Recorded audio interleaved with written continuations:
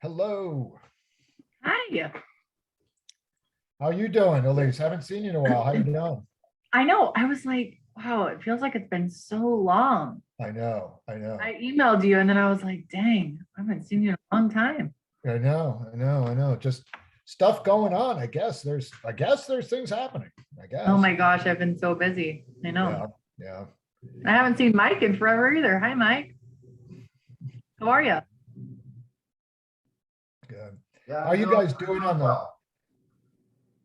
Is your business really busy right now too? No, well, we've been busy the first part of this December of this month, but typically it tends to be a little slow. Holiday. Yeah.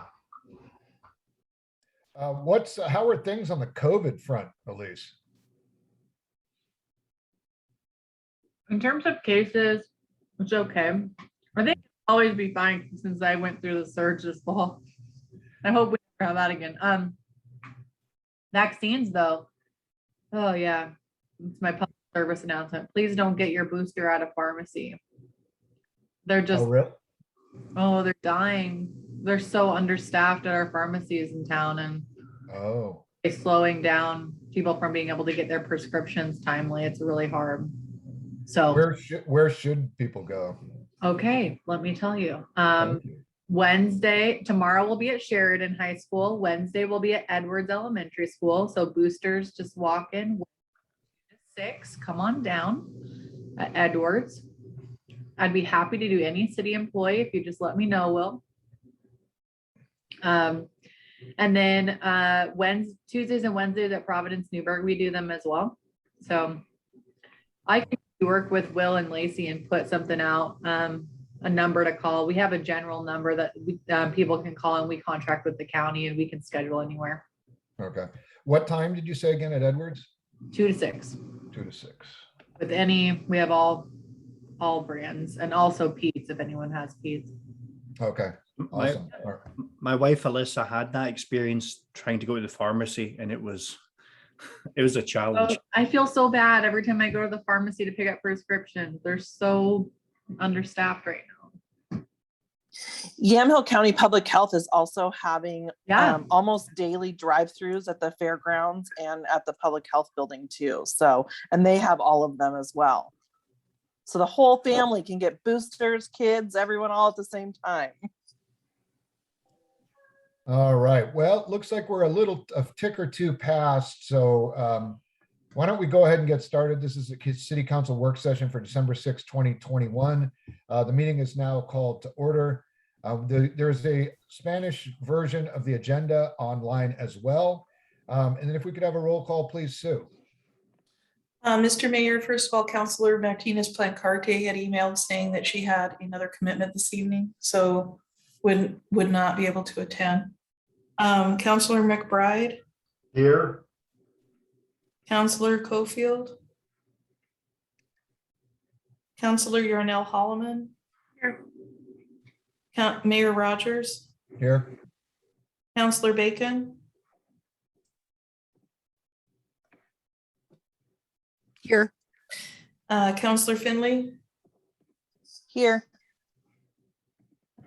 Mr. Mayor, that's all present save Bryce and Jules. Okay. Thanks so much. Council agenda and meeting. Anything for the meeting, folks, for the work session or business session? I'm sorry. Nope. Seeing shaking of heads. What about any business items?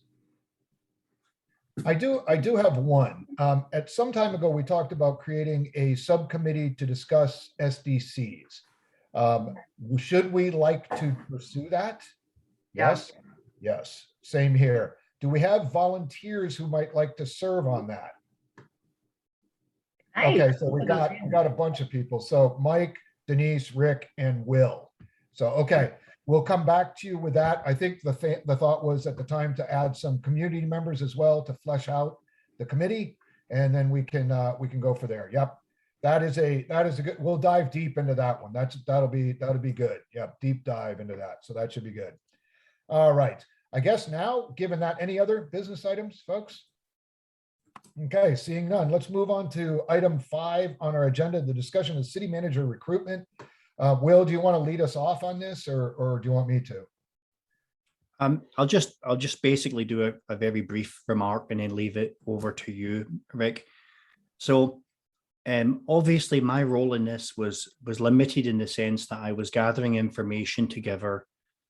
I did think it was important that the department heads had a chance to register some of their opinions about this option. But ultimately, of course, this is a decision that has to be made by council, and they have to weigh up all of the implications of it. So I think I've done my fair and honest duty by collecting opinions and submitting packets to each councillor individually. And I think that's really all I should say at that juncture. All righty, well, great. Thank you very much. And so as Will mentioned, you all should have received a packet of comments. For anybody for whom this sounds somewhat cryptic, we apologize, but we are trying to maintain a certain level of confidentiality.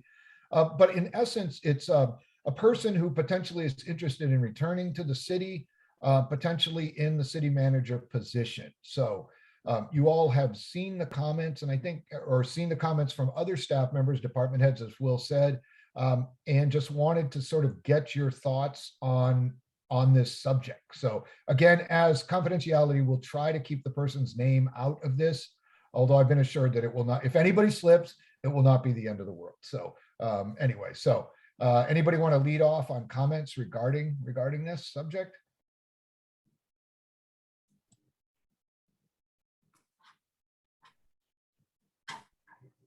I have comments, but I don't know if I really wanted to go first. Right. Anybody want to lead off, and then Elise can come up and back. Oh, I see Mike's hand. Go. Oh, there's Mike. All right, Mike. Well, I think this person should go through somewhat of a process, just to keep everything out in the open. And I guess that's all I'll say about it at this point. That's just how I feel about it. Anyone else? On Mike went, so I'll follow on. I would agree with Mike. I would be supportive. I had is it appropriate to say a proposal? If it's appropriate. Okay, so I was just playing around with it and thought of, what was handed to us. Thank you for all that information, Will, and I really appreciated the amount of time that the department heads put into it. And it's always amazing to see people rally around a leader and really feel supported by someone. I think that's, like, for me, one of, if not the most important things, is that our department heads feel supported by the leader that is in this role next. What I was wondering is if it would be of interest to the city, not that I want Will to exit his position already, but I was wondering, based on what was written and proposed by the individual or by us to the individual, if we could explore a one-year contract with the person as a pro temp and offer up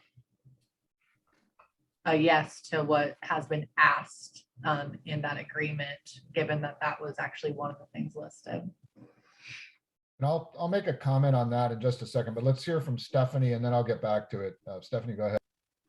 Thank you. So I agree with Mike. I think, having been through this process before, I think it's important that everyone go through the entire process. And while I appreciate the packet that Will put together and and I think we should take that into consideration and the things that the departments have said, there are some things in there that give me pause. I think one of the things that we really have talked about in the past, and I am still of this mind, is that we're really looking for someone who wants to be here long term. And I'd like to see us really make an effort to find someone who is a fit for us long term, and wants to be here, sort of for the foreseeable future. And I think that's really important. And so for me, I think that person should be put into the mix, but I also think that there should be a mix, because I think it's really important to make sure that we can look around and see what's out there and who is the best fit for us as a city and how we fit best for that person, and making sure that we're committed to doing long-term work with that person. Other comments, folks? I can go next. Sure. Having been through, I don't know how many city manager recruitments in the last 5 years, and seeing several come through several times, I'm not sure I agree with the search thing being the ultimate way of finding a city manager, because it's failed over and over and over again. It seems like they have one stable that they just push out over and over and over again. And what I like is that we know who this person is, right? We know their ethics, we know their morals, we know why this person left, we know how our staff feels about her, we know how she empowered them, we know how they were able to inspire almost right away. And we've not yet seen that in all the people who've come before her at all, ever. So what I would say, I would be happy with Elise's suggestion, because I do understand how the 1 year thing looks kind of sketchy in a way. It doesn't look committed, but I think that's more about us than this person. That is more about the city of Newburgh and how things have gone out in the past than it says about this person. To me, I wouldn't want to come here either, and sign any long-term thing until I was sure that people that they were going to have the support they needed from this council. But that being said, I'd really, really like this person to stay for 2 years and give us a shot, at least. And here's Will has done a phenomenal job. If Will told me today that Will wanted to stay, I would give Will the job tomorrow. I do think this person is the next best choice, or the equal choice. I mean, Will doesn't want to be a city manager, and I totally respect that. I went to school to be a city manager. I don't want to be a city manager. No, thank you. But you have done an incredible job, and you've done a year's worth of work in just overnight, and I'm so inspired. But what it has shown me is that the city can change with the right leadership, and I think this person is the right person to do the work. I was way wordier than I expected to be, but there you go. Elise, oops. Sorry, Will, I'll get you in 1 second. Go ahead, Elise. Yeah, I think I feel similarly. I would just say that one thing that's really important, I think, to all of us and on the council, and someone can correct me if I'm off base, but is that we really move forward with consistent and standard hiring practices. And I think that this person actually really believes in that to their core as well. And so I would personally, it has nothing at all to do with the candidate themselves. It actually is, I think, in service to this person who really pushed us as a council to get to that place, to standardize our hiring practices and set policies in place.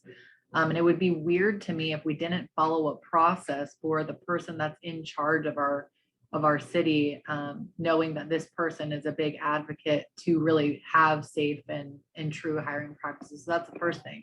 And then the second thing is, I would like to know, how we enter into this process. I actually don't think that we need to have a national search, but I more mean a public, transparent posting, in which we don't need to hire an outside firm to do all the sourcing and all of that. I just mean a legal way of having a transparent posting where local applicants can apply. Will. I think there's one thing I would ask on behalf of department heads, and frankly, that includes me. I would ask that we do not hire the candidate or any other candidate as a pro tem. The backflips that I've had to do in order to do certain operational elements because of the limited authority of a pro tem. So the length of a contract, of course, that's part of the process, and that's entirely up to council and a potential candidate. But let's not do that, I would suggest, most respectfully. I Elise, need to ask. So, but I think the way that we've operated with pro tem in the past is not at all what I'm proposing. So pro tem to me would be a set contract for a year in which to stabilize the city, that person try us on, us try them on, really develop a relationship and trust between that person and the council. Everything that was listed, there's a couple things I would want to talk to that person about, but I would want to understand more as to why they were listed, because it's very clear to me that I need to understand more. But it's not for me as much labeling a pro tem as a one-year contract to then go out and post, because we have to legally post it. And so I think that's a way to get around a long commitment that I think this person is concerned about having. And us also follow in the spirit of moving forward with standard hiring practices. James, did you have a comment?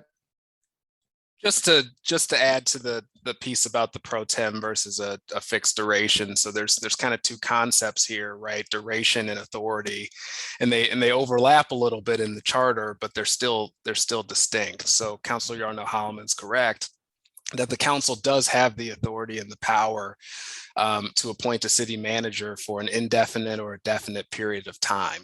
If you decide upon a fixed term, you can still approve that fixed term, and that individual have all of the broad scope or the wide-ranging authorities that the city manager has under the charter and other authority. The city manager pro tem position obviously narrows the authority, and it's a fixed period of time, but it's a different section under the charter. So you have that flexibility, council, to have a fixed term and still have all of the powers that go with the position. All right, well, that's great. Any other comments, folks?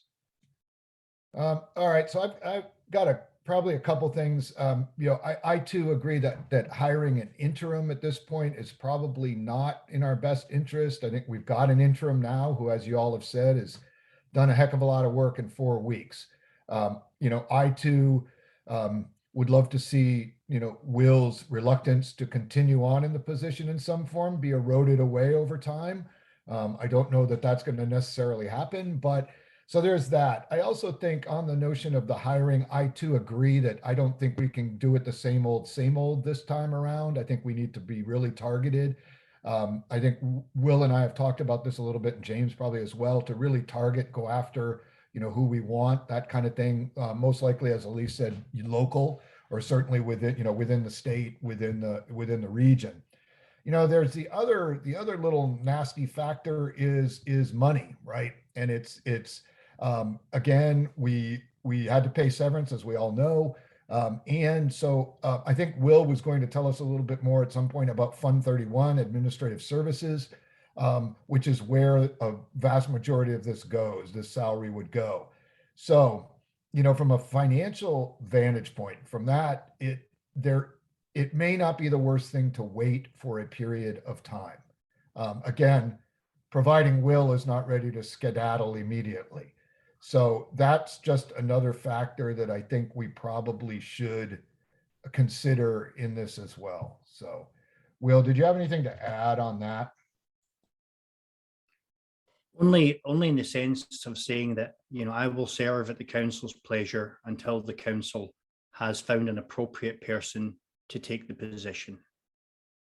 That's it. Thank you. Mike.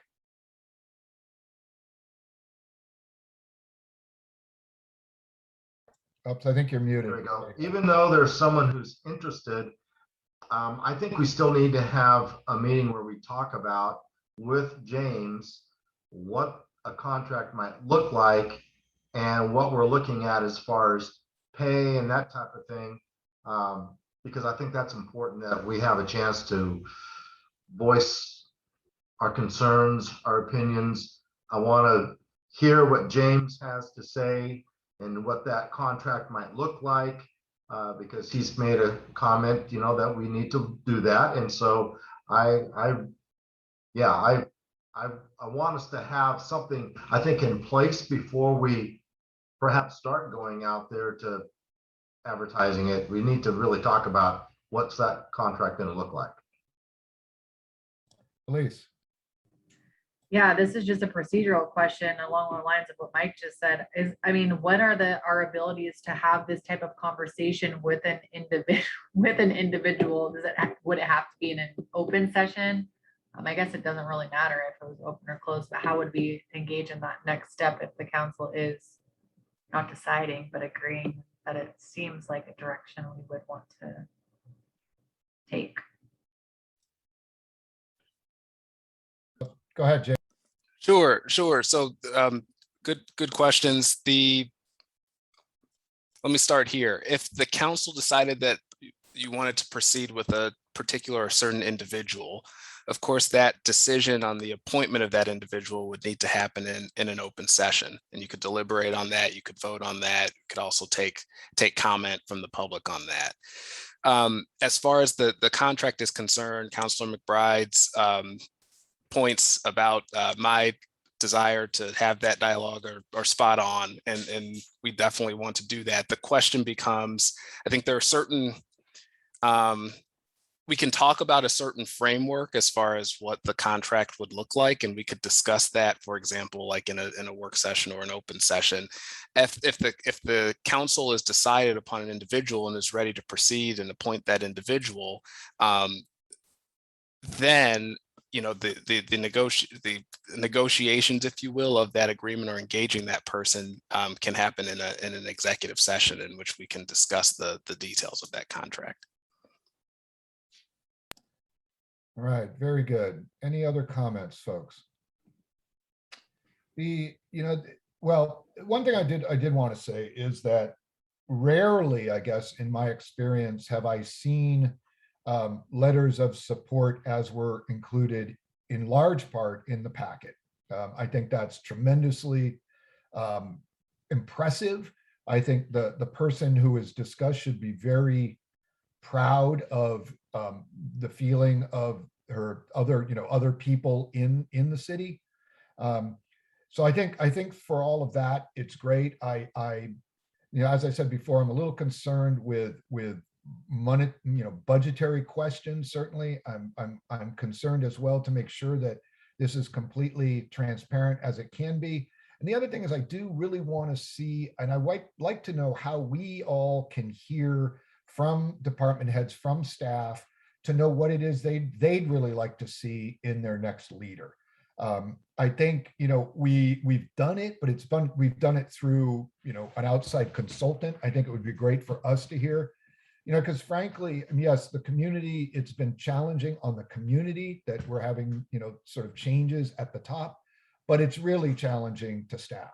And, to have 140 people not know which way they're going, that's tough. And I think we owe it to staff to really get their feedback as best we can and engage both staff and the community in the process. So anyway, and the other thing I must say is, again, I am very impressed with Will's efforts here. Will, I'm not trying to make you blush or anything, but it's no, it is great. And the other thing, I may have said this before, but I think others need to hear it, is that when we went about trying to determine who to bring in as interim or who to have step in, every single department head was very supportive of each other, which also shows that, in our staff, we have great staff that are willing to do the work. And so now we, as one of them said, we are this close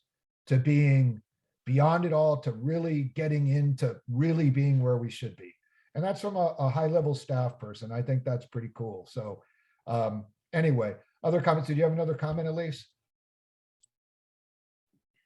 I guess I just want to make whatever step we take next, we just want to really make sure that we are transparent with the public around how we're entering into this contract, and that for long-term past a year, we have every intention to move forward with a posting for local sourced candidates in which this person could hopefully decide to stay longer than a year, correct? Okay, and then in terms of taking public comment, I do think that we should have an opportunity for public comment to be made in the time that we would be bringing it to an open session post contract conversation.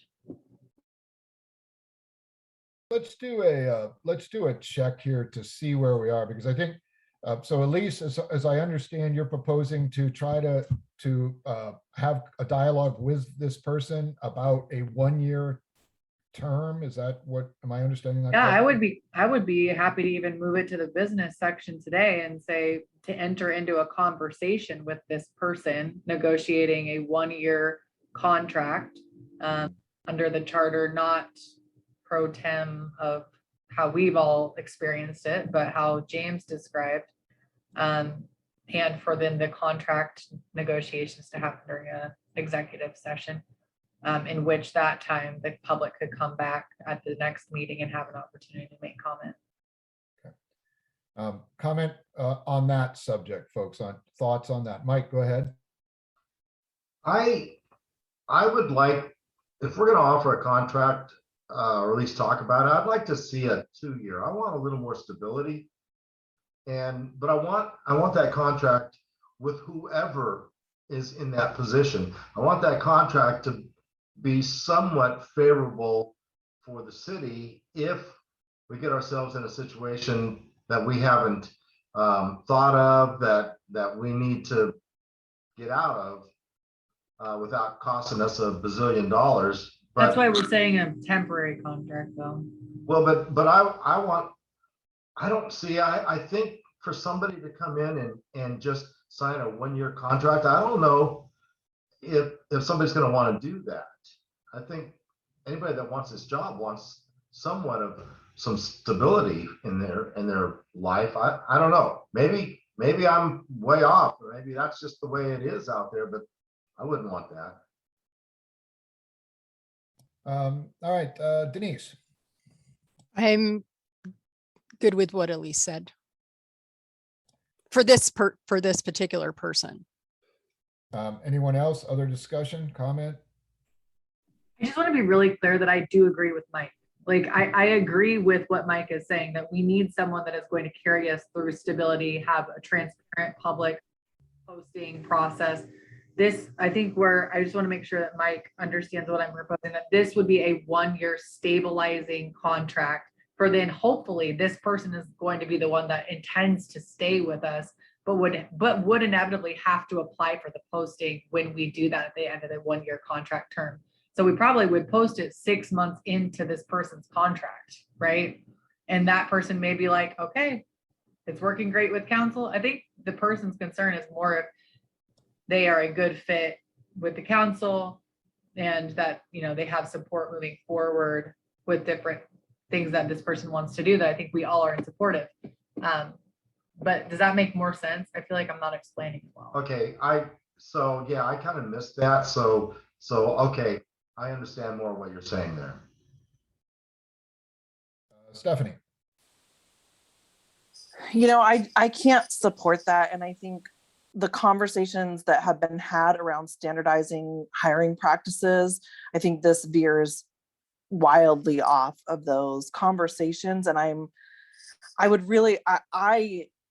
think this person is probably a great fit, and I don't have, it has nothing to do with the person, more around making sure that we're hiring in a way that reflects our council beliefs around hiring and how we should hire. And I feel like it gets into murky territory if we don't do a standardized hiring practice for the person that's going to be at the top of the organization, because I think that's really, I feel like, and correct me if I'm wrong, that the council has been pretty unified in wanting to make sure that everybody gets a good shot, and the hiring practices are really solid and stable throughout the organization. And I don't feel like the top person should be discluded from that process. And so it's hard for me because if I feel like if we could put out a call right now and this person applied, I think they'd probably be, at the top. But I think it's something that needs to be done. And I don't mean that on a national level. I agree with doing a local search and doing an open hiring. I don't think we need to go through the steps that we've done before, but I do want to make sure that we're abiding by the hiring practices that we would like to see our staff abide by from the top all the way down. Denise, go ahead. Will can go. Oh, if he sorry, Will, wants. go ahead. Well, all I was going to say was that it is a fact that one of the first things I did was publish a procedure about standardizing our hiring practices.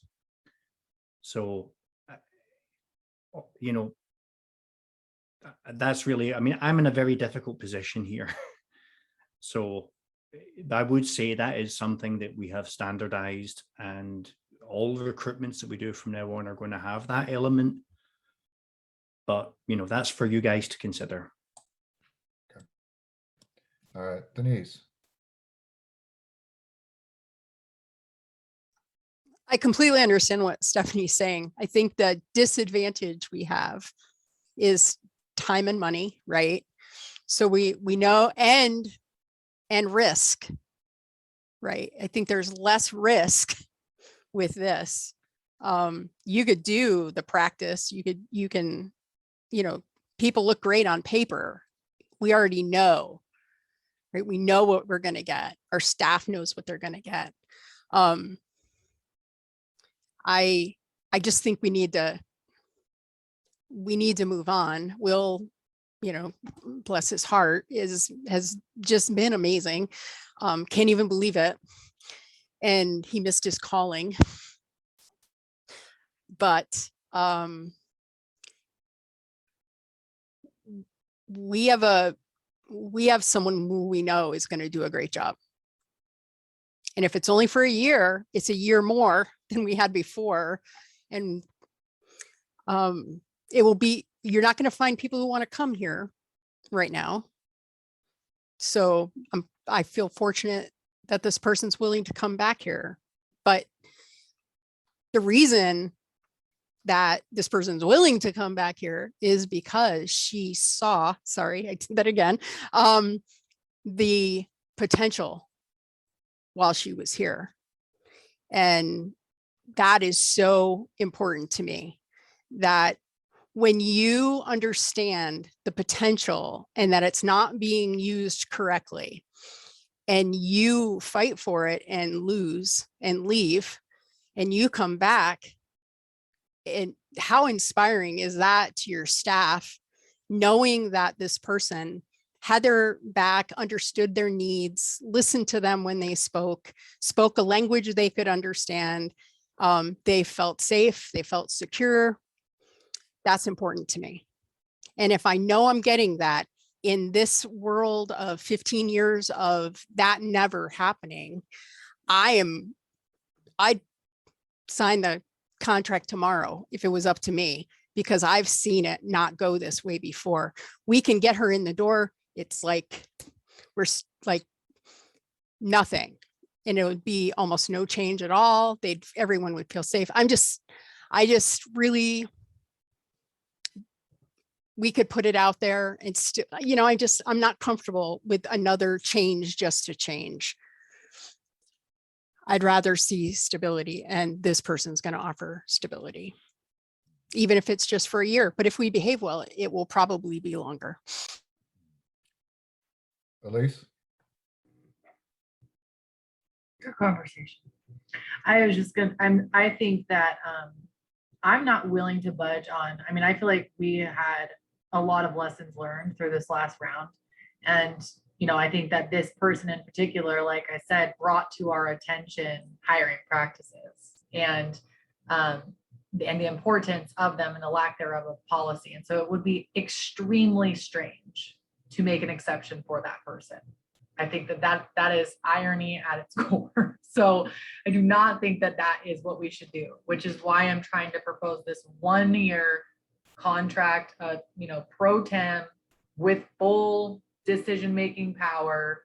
They are the acting city manager, to end on X date, to begin hiring for full-time city manager 6 months from this date, so that we are compliant, we are honoring the lessons learned that we have had. And I think that that is the biggest nod to this person, that we took wholeheartedly our lessons learned that they brought to our attention. And I think that that's the best respect and justice that we can actually pay to our department heads and to this person, is to, as Stephanie is saying, not bend the rules for this one person that we all truly have high respect and regard for. For the city manager or for the contract?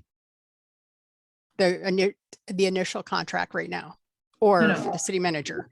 Right. Oh, no, I'm all for that. I'm all for that. I just think that I just want, what I'm trying to understand with Stephanie, like the appointment piece, right? Because at least, and I know it's different between corporations and, city or government, but we appoint all the time, right? For a set amount of time, and it's legal, right? And I think the other thing that we've talked about as well as the council is just the strangeness of not having an internal promotion process that's legal. So that's another piece that I think is a part of this conversation, is really dialing in those processes. And I would feel comfortable if we were within the bounds of legality of the charter of pro tem, as James walked us through, appointing that person on a 1-year contract term to then hire and post transparently, locally sourced, non-national search. All right, I don't know, I'll try to put this to cover. If I had my way, right, today, I would postpone the hiring for 6 months while we got our financial house in order.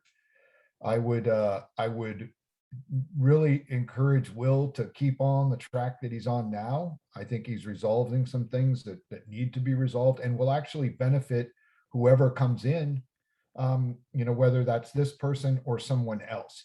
So I think a certain amount of stability is needed, which I think we're gaining right now.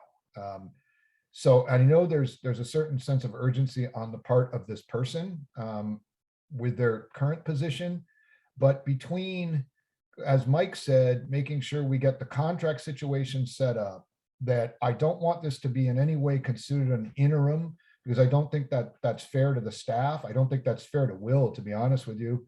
It sort of appears that, oh, well, Will couldn't do the job, so we brought in another interim. So sorry, I mean, I don't want to be that blunt, but that's sort of what it looks like to me.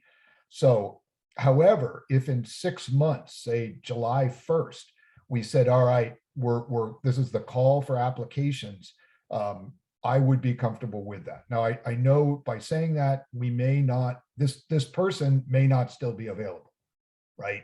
And that's the risk we run. But I think, again, between the contract, the need for, some kind of consistent hiring, public involvement, the involvement of the staff, I think that that's going to be tough to pull together in a short period of time. So anyway, but that would be my 2 cents. So Denise. Will, this is what happens when you do too good of a job.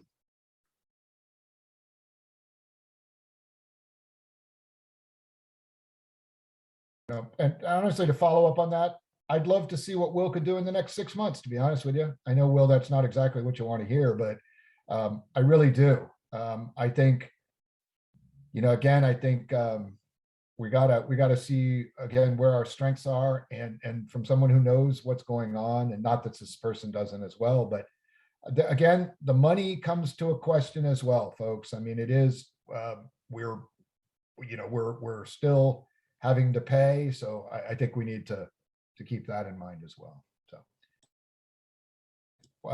what do you think, Elise? Nope, I still favor my original suggestion. And more just from a leadership stability standpoint. I just really actually, I mean, it has nothing to do with Will. And I know everyone loves Will, but including myself, I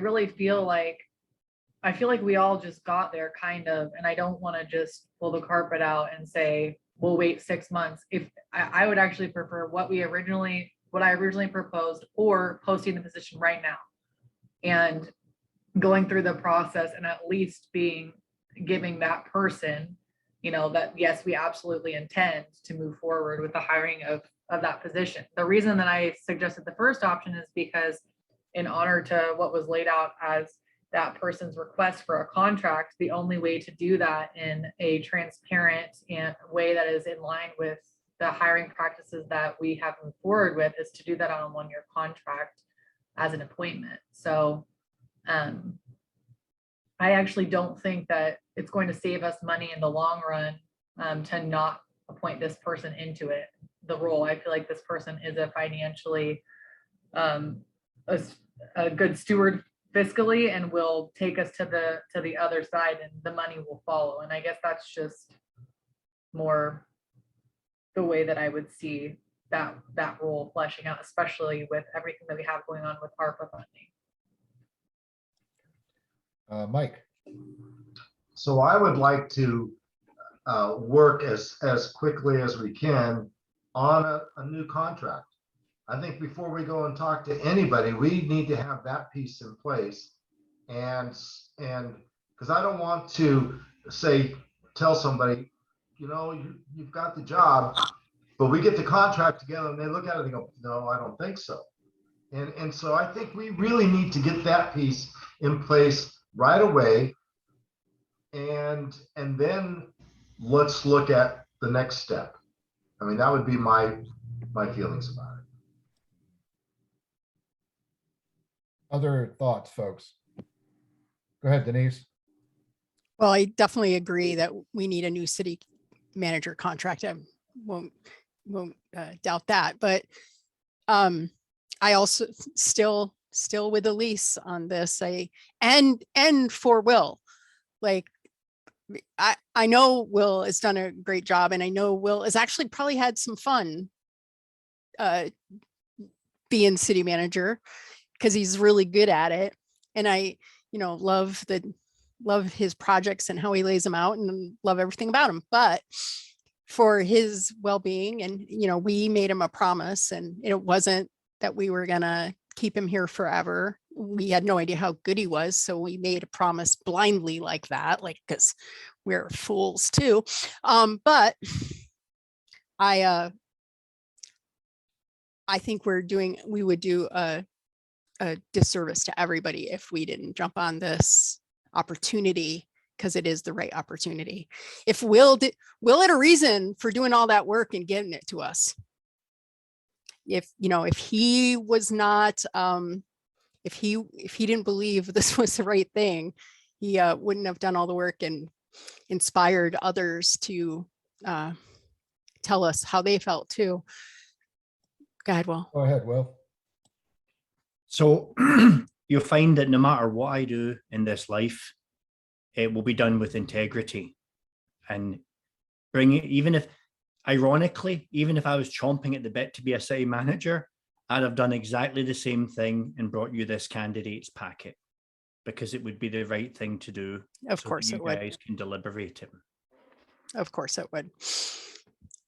But I still believe Elise is right. And the money, yes, painful as it may be, but I think we're doing a disservice to everybody if we don't follow through with this.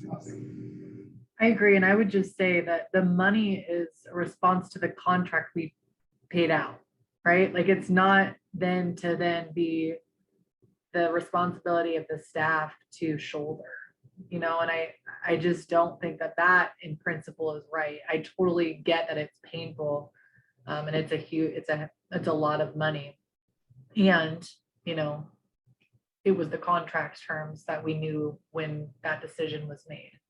So I just, even if we were to move forward, Rick, with the 6 month, posting it 6 months, I actually think you need to post it now. Like, it's either, in my mind, you post it now and you start recruiting and, allowing Allison, because really it's, I mean, I think I would suggest Allison and someone else locally sourcing candidates, or we move forward with a 1-year contract appointment and give ourselves 6 months to prepare to post within 6 months. But I would still prefer the latter. My concern with, bringing someone into the position and encouraging them to apply for the quote permanent position is that I don't know what we're going to get in the way of applicants if somebody's already an incumbent. So, which is fine, but just, I think we need to know that, I mean, that was very well pointed out. That's the very last true. time. Yeah, I think that's very true. It would make it very hard for anyone else to really actively try for it. Go ahead, Will. I would say one thing, folks, please let's not hire, no matter what we do, no more out of state, overpriced consultants. Let's do this locally, no matter which way we go. That's also, I mean, again, I think back to the process, and I would like to make sure that it's as transparent as possible within these boundaries. So, all right, so we've got a suggestion. Why don't we go around, because we're going to need to get this into the business part of things, maybe not tonight, but at least maybe on the meeting on the 20th. We also are down 2 counselors tonight, which for this kind of a thing, I would like to have most everybody's input. I think that's important. So why don't we just poll? So Mike, what do you think?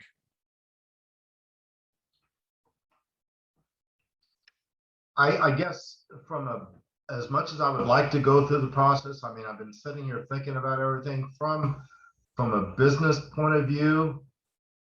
And that's the heads of the departments already kind of know what they're going to be dealing with. I would be willing to go along with what I think Elise and Denise have spoken about tonight. So I would be willing to, I still have concerns on this contract. I mean, I want somebody living in Newburgh, not inside the city limits, but I want somebody that has a Newburgh address, so they've got skin in the game. And there's some questions on the amount of money. And so, but other than that, I would go along with this. One thing, and I think James can clarify, I don't think there's any way that we can require anybody to live in the city of Newburgh through a contract, I'm pretty sure. Is that correct, James? That is, and what I can do, I agree, Mr. Mayor, that it's probably not something where we'll necessarily have an appointment tonight, unless, I mean, the council obviously can override me on that, but I think it's something that we'd probably want to document in a certain way through a resolution, so that it's a trackable thing, not because you necessarily have to, but because it's just a cleaner approach. On the contract, we can, there are a number of ways we can introduce it, but we can certainly, there are a lot of template forms floating around in the space that I do not like. I'll just be frank with the council, but we can assemble some based on my firm's experience for the council's consideration, just so you can see kind of the template. It may not have the exact, like, the numbers for salary, let's say, but you can at least kind of see the structure and comment on that. All right, so that sounds good. That would be good to get the idea of the structure. All right, Stephanie. I just can't get there tonight for the reasons that I talked about, but also in that packet, I had some concerns about things, in particular, the work from home piece. And I don't think, I just can't get there when we haven't even discussed things like that. I think one of the things that we had talked about in the prior time is really wanting someone who is present with the staff and is in the building. And that may have changed. This council may have different ideas about that now, but I don't. And we haven't had that discussion. So there are some things in that packet that I can't get there. All right, Denise. I haven't changed my mind. Still Still with Elise and Mike. All right. And Elise? I just want to make one small, so we would be, I mean, what I would like to do is move into a conversation of a contract with her, which then comes back to an executive session to have those in-depth conversations around the specifics that were outlined, right? So like, we still have to have that conversation, but this at least gets us to the place where the conversation can be had with the individual. I think to shut it down now is to say that we are comfortable with that candidate not being available whenever we decide to move forward with the posting of a long-term position. So I just want to clarify that is what I'm stating is that we would, not that we're appointing this person, but that we're moving to a contract conversation in an executive session. Okay. Mike? So I agree with what Stephanie just said. I mean, that's a concern about, working from home. I think we need to have somebody in the office. So I guess, again, I go back to where I just would like to get a contract of what we want this person doing and how we want it to be set up before we get ahead of ourselves. I understand totally Denise's point of view and Elise's, but man, I just think that we ought to get a contract set up. But You can't have a contract without a contract conversation. That's my point. Like, you actually have to enter into a conversation with the person. And the work from home thing, I think, can be discussed and negotiated. I mean, that was the initial, we haven't even had an actual conversation with this individual. At least I haven't. All I've done is read the packet. So, I totally agree with Stephanie. And when I originally was approached with this, I was 100% on the camp of Stephanie. This is where I can come to feel like I feel like it's a compromise in the middle. And maybe this person isn't even interested in this proposal. I mean, that could very well be. But I think it would be the less risky thing to do and honor the spirit of what the department heads want and what we're trying to move forward with as a council with hiring practices, to move into a conversation with this person about an appointment of a contract.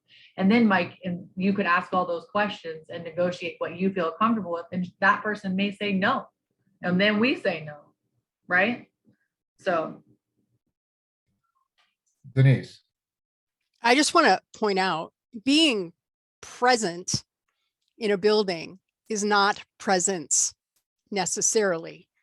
I haven't been in my office in 2 years, but I am very present with my work. I work with people all over the state who I am present with from afar. You can be in a same building and not have presence with anyone. So being somewhere doesn't mean that you're not. I have a phone and people call me all day long. And then I have this all day long, and yet people know where to find me, and we will know where to find this person, and her staff will too. I don't think being in the same room or the same building makes any difference at all, actually. Do I want the person here sometimes? Of course I do. And she managed to build this much confidence without being here 5 days a week. So that says something about her too. But that always, that you can't build relationships without being in the room with somebody is, I don't think really that true. One thing I should mention is that, as you notice from the packet, that the letters of support, as it were not unanimous. Okay, we should say that there was one that has said that they will not be able to work under this person. So that is a factor that I just wanted to point that out, just again, so that it was not necessarily unanimous, although it was largely positive. So, okay, well, all right, I think I sort of see where we are, but again, a couple of things. I think, again, to recap some of it, I think I agree that on the notion of how much time in the office. I know I respect what you said, Denise, certainly, but I think this position, at least from what I've seen, there is walk-in traffic that people have something. It's also the power of observation when you're in the building. But again, that's just my preference, and I won't die for that. The 1 year, I think, is, in my mind, it's too short if we're trying to hire somebody permanently. I would, if we're going to be negotiating, I would love to look into the possibility of there being some kind of financial incentive to live in the community, since we know we can't mandate it. And I'd also like to think about, I would like to know a little more about the finance, again, and it's more Fund 31. It's not just particularly this position, but it's been hit pretty good. I would like to know about that. So, and again, as Mike said, I would like to see at least a draft contract, as James said, at least a template to know what we might be getting into. And it, again, as we saw, a lot of it has to do with severance and how that comes down, and that, which is an area that really we need to look at. So anyway, well, what's your pleasure, folks? I mean, we can one, I suppose we can't do it now, but we could, in the business session, appoint a subcommittee to converse with this person, maybe, and some of the areas that we're concerned about. That's a possibility. Otherwise, we can get it on the agenda, as James said, for December 20th, and that way we would have a resolution in front of us. So, give me at least thumbs up, thumbs down on how you want to do this. Why don't we start with subcommittee to negotiate? Thumbs up, thumbs down for that idea. Again, we're not making a decision. We're just there. Okay. All right. Sort of, kind of. All right. The second one is to have the draft template of some kind of a contract before we get too far down the road. How do we feel about that? Okay, Mike, I am too. I'm with you, Mike. 3. Okay. That looks like that's sort of okay. And then are we good with trying to bring this back for discussion as a business item on December 20th? Does that work? Yeah, I think. Yeah, but I thought we were saying that we're going to discuss this in open session without having a conversation about the contract details themselves with her. Well, yeah, I mean, we could we can certainly put it in as an executive session, or we can appoint a subcommittee to negotiate the terms of the contract. So however people want to do it. If we want to do it in executive session, that's. I would support a subcommittee today, appointing a subcommittee today to come prepared on the 20th to discuss what was discussed with the candidate. Okay. All right. Can we, James, is that possible to add to the business session tonight? To form a subcommittee, or would we need that to be noticed? Or Sue? Sue? So just a reminder, a subcommittee of the council cannot go into executive session. Okay, so only the full council can use the executive session provision under the law. Subcommittee meetings would have to be publicly noticed and broadcast. Okay.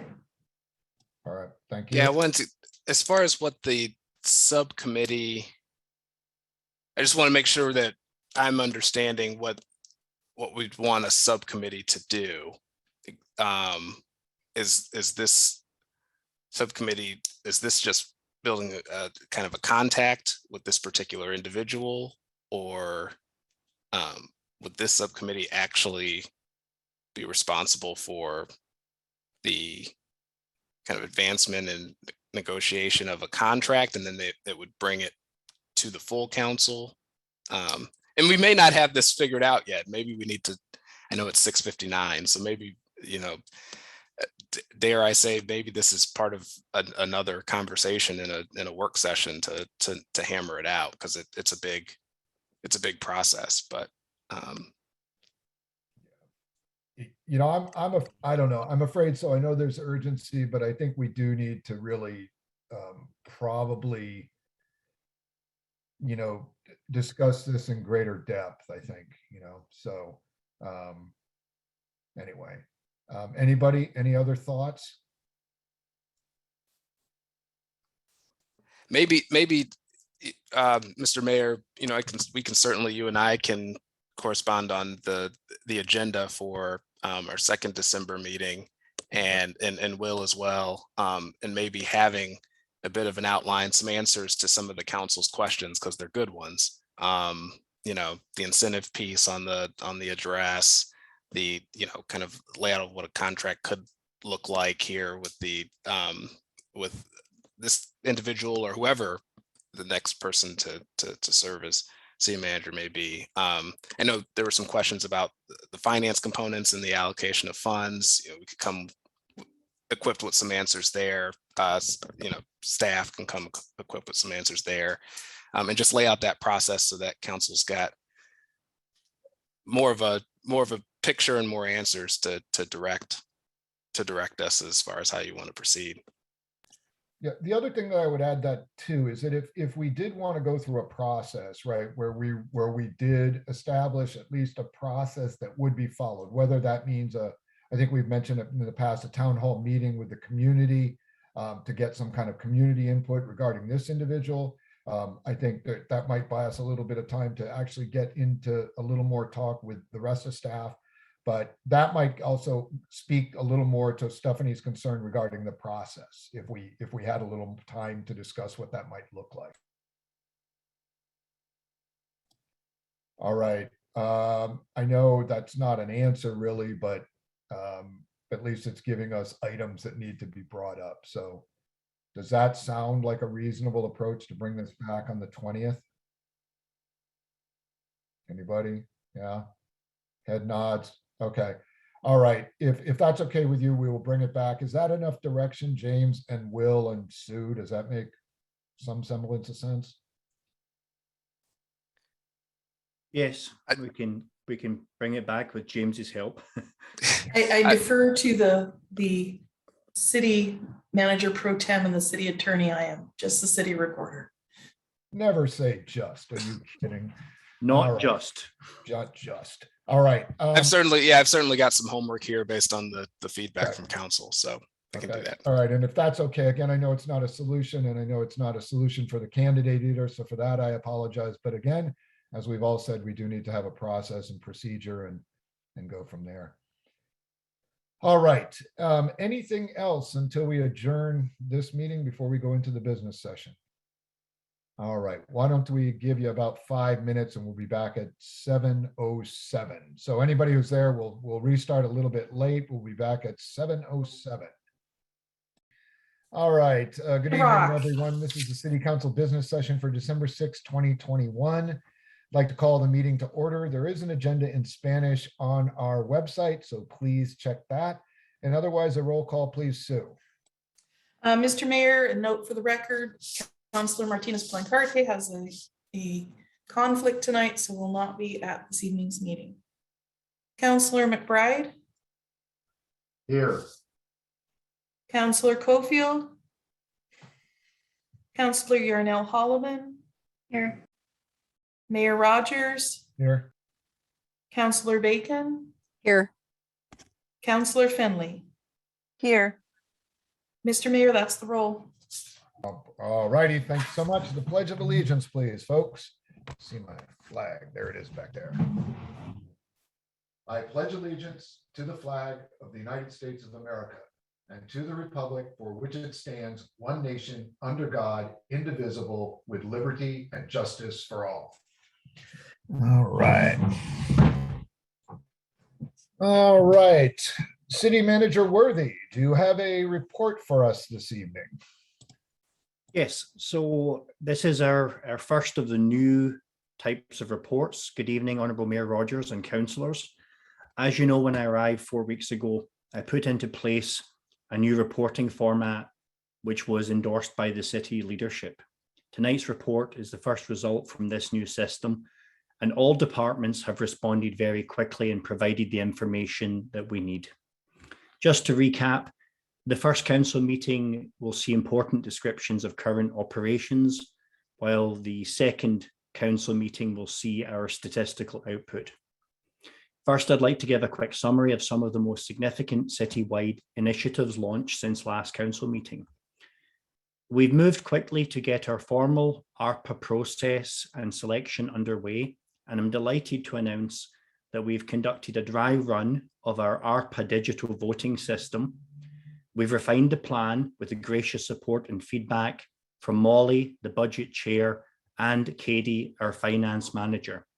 Also, in the last week, we've selected the company Local Government Personnel Services, or LGPS, to work on our compensation study and to further refine our job descriptions. The firm was selected by a transparent process that allowed both HR staff and our partners in the union to score 4 finalists. To accelerate this process and make it fall in line with the annual budget cycle, I personally reviewed, reorganized, and printed all of 80 job descriptions to have them ready for filing. I'd also like to make Council aware of our current budgetary model. Initial modelling, thank you, Katie, indicates that our balances in the general fund are healthy, but our administrative support services fund, Fund 31, does require attention. I intend to provide more feedback about the Internal Services Fund at a future meeting, and this will need to be considered by our budget committee and whoever is the city manager in the run-up to financial year 22-23. Now, here's a rundown on some of the amazing things that the departments have done.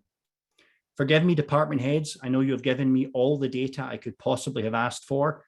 I'm not going to be able to say everything here, but I will be emailing councillors with a fuller update capturing more later.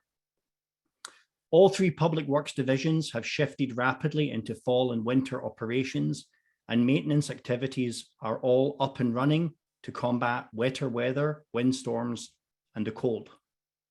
The engineering division continues to work on planning for future projects and working on those that are underway. These actions are ongoing year-round, no matter what weather conditions we face. Significantly, the Crestview Drive project is in its final stages, and the city elements should be fully completed before the end of the year. The remodel of the wastewater treatment administration building is also in its final stages and will be completed in December.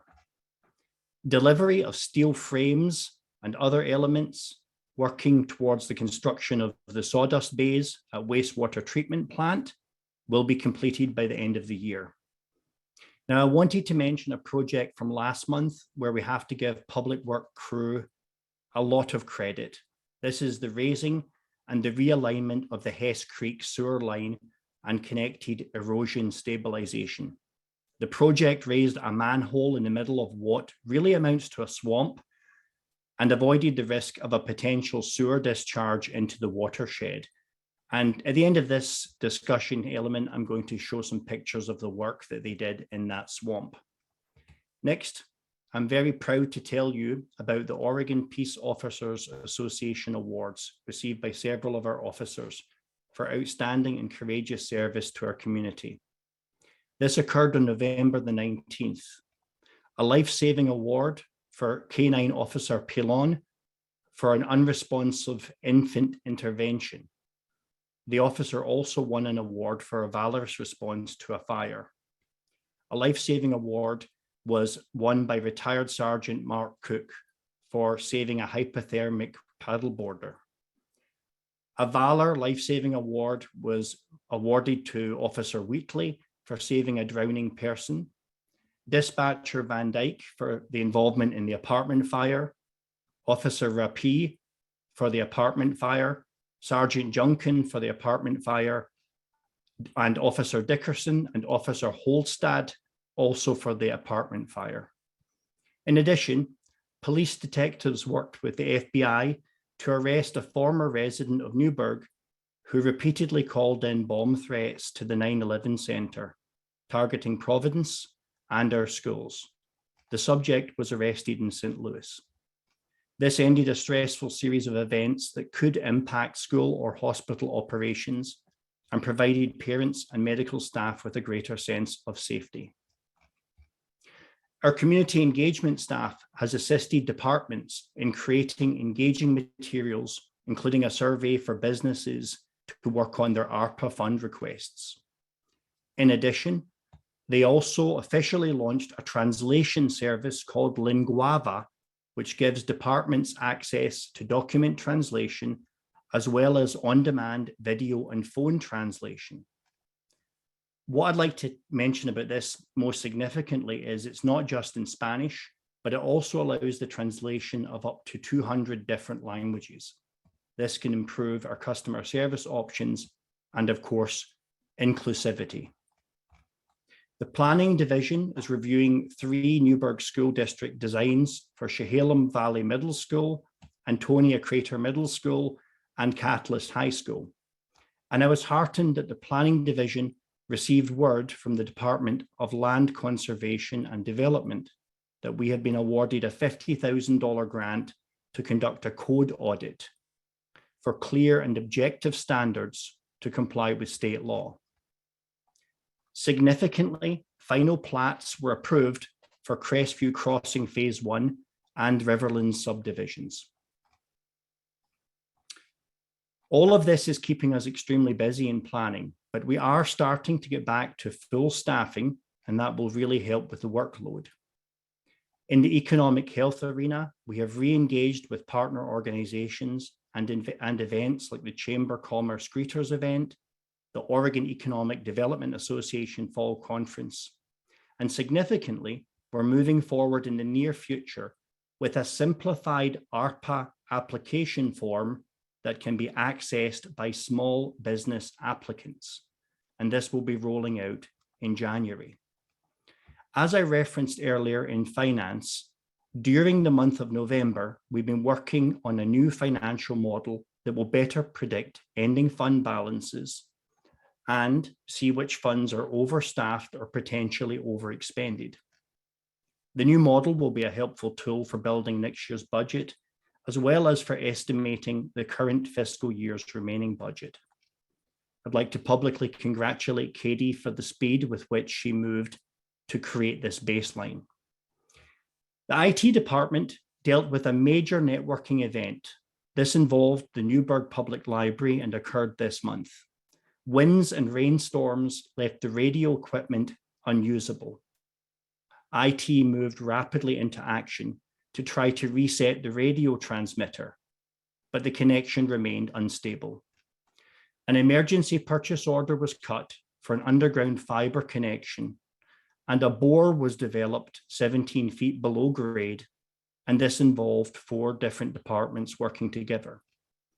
This has created a faster and more reliable connection for library staff as they connect back to city resources. I'm really proud of the IT team's response and can announce that for the first time ever, the entire city is connected by modern fiber optic cable as of last Thursday. Speaking of the library circulation team completed a patron data cleanup after months of hard work. This involved individually reviewing 9,000 patron records.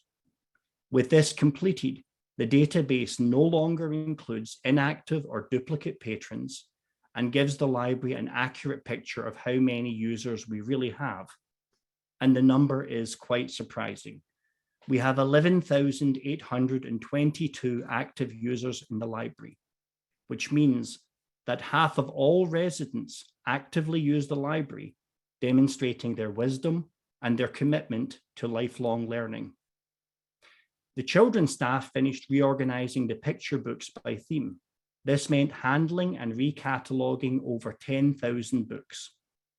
A big theme sign is now in the children's area, and families with little ones are loving the ease with which they can find the picture books. In November, the library returned to in-person story times in a limited capacity.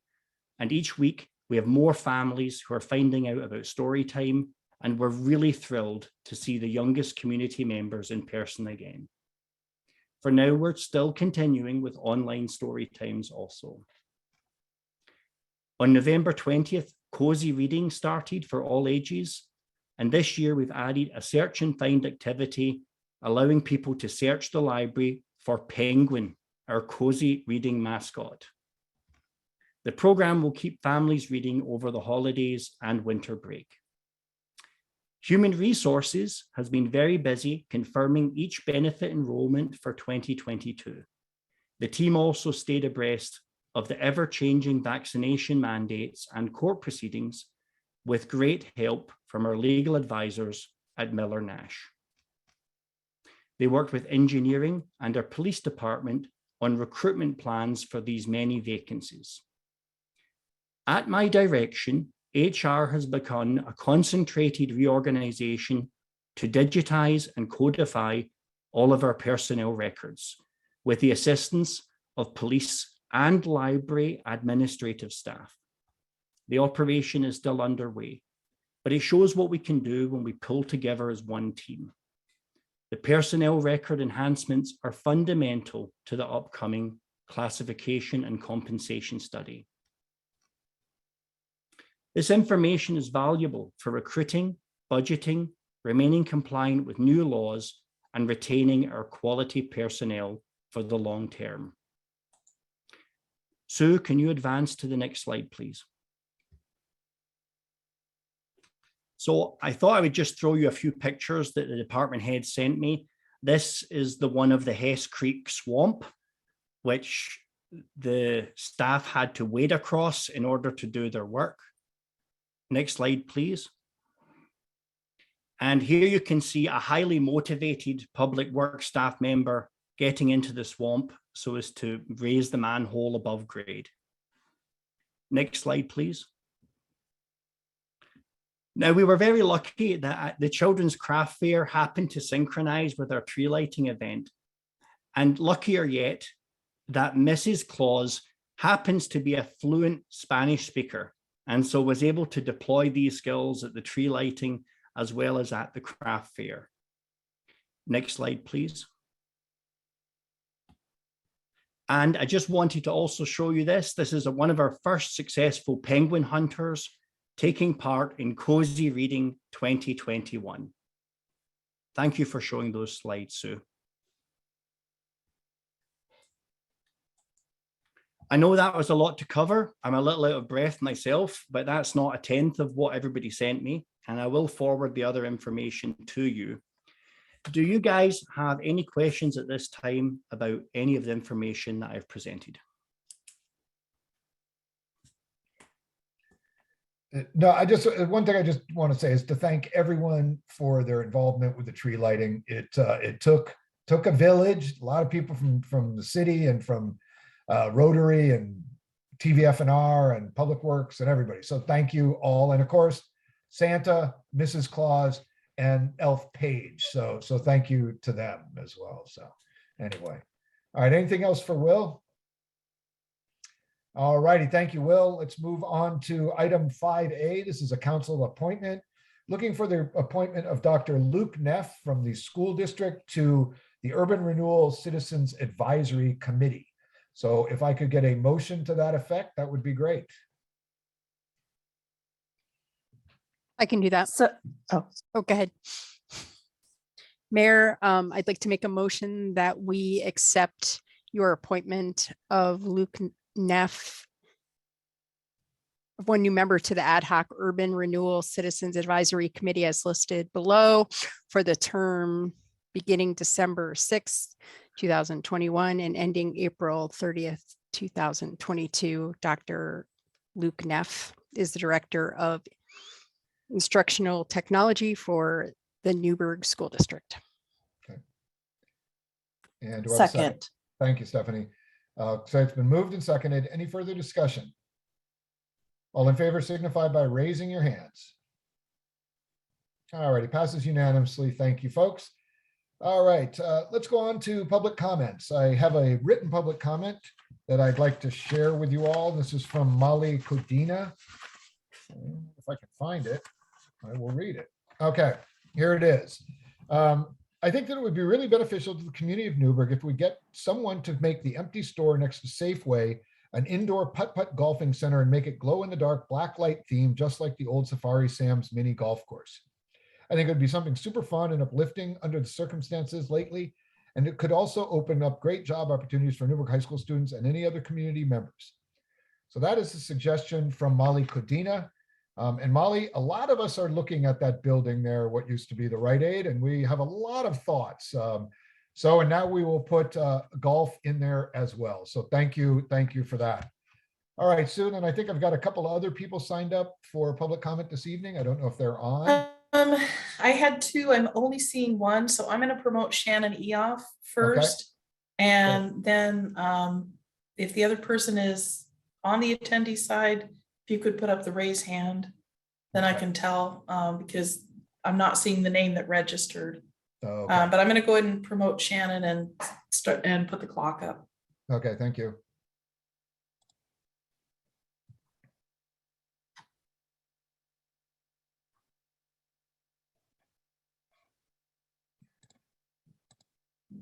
So I promoted Shannon, I'm not seeing her. Okay. Shannon, are you there?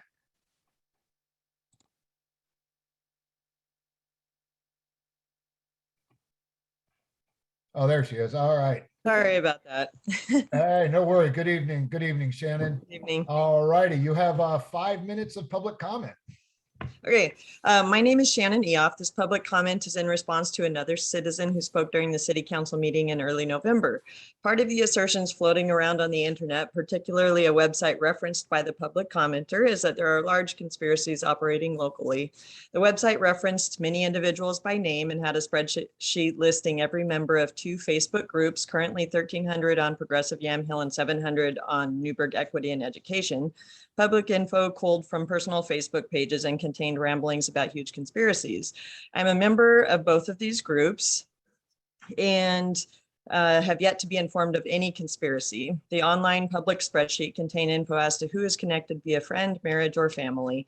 It was creepy that someone would take time to document each person like that. It did strike me as funny when the website creator coined the term mafia to describe the members, of whom a majority are mothers.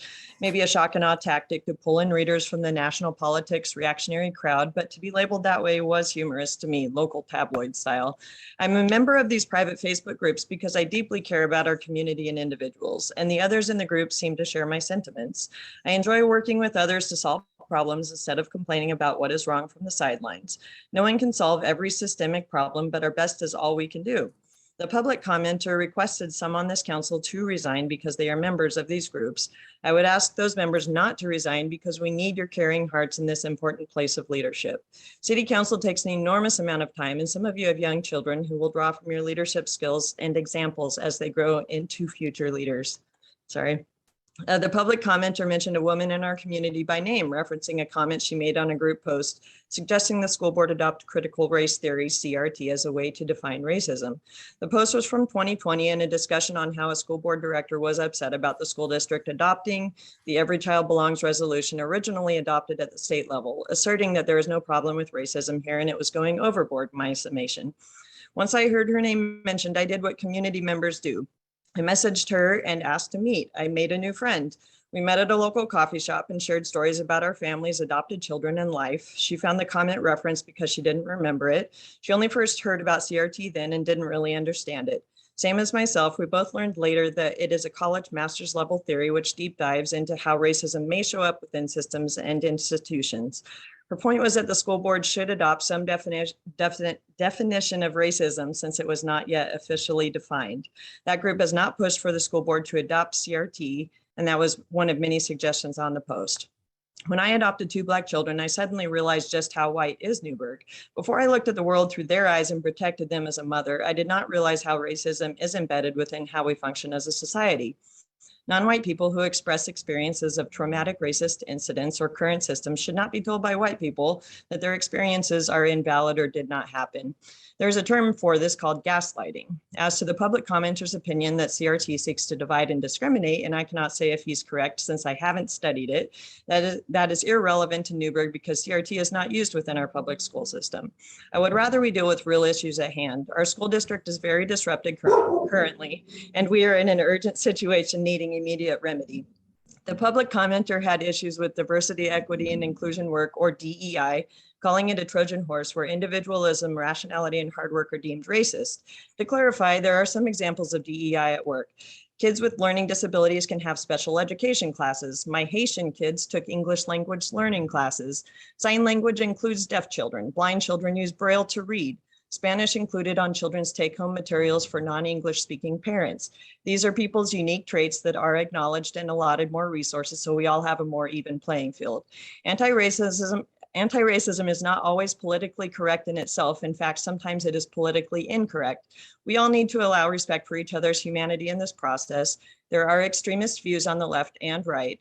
The place where we work together is between those extremes. Racism may show up in our lack of understanding of another race, such as calling someone who is Hispanic by the wrong last name because subconsciously Peña and Perez are all the same to that person. This may be subconscious, but we must admit error and work to change. This is the stronger path to good character. Social media elevates the mean-spirited over average, kind-hearted, compassionate human in this world. I love the strong-hearted leaders in our community who aspire to make a path for those without the strength to walk in the front line. My frontline friends have been targeted. There's a principle guiding this universe, which is that change is persistent and progresses forward. Those that long for things to stay the same will always be disappointed. That is not reality. Talk constantly and look for the good in people from other races, cultures, and economic levels. You will find gold there. Thank you to all of you for your service and your time.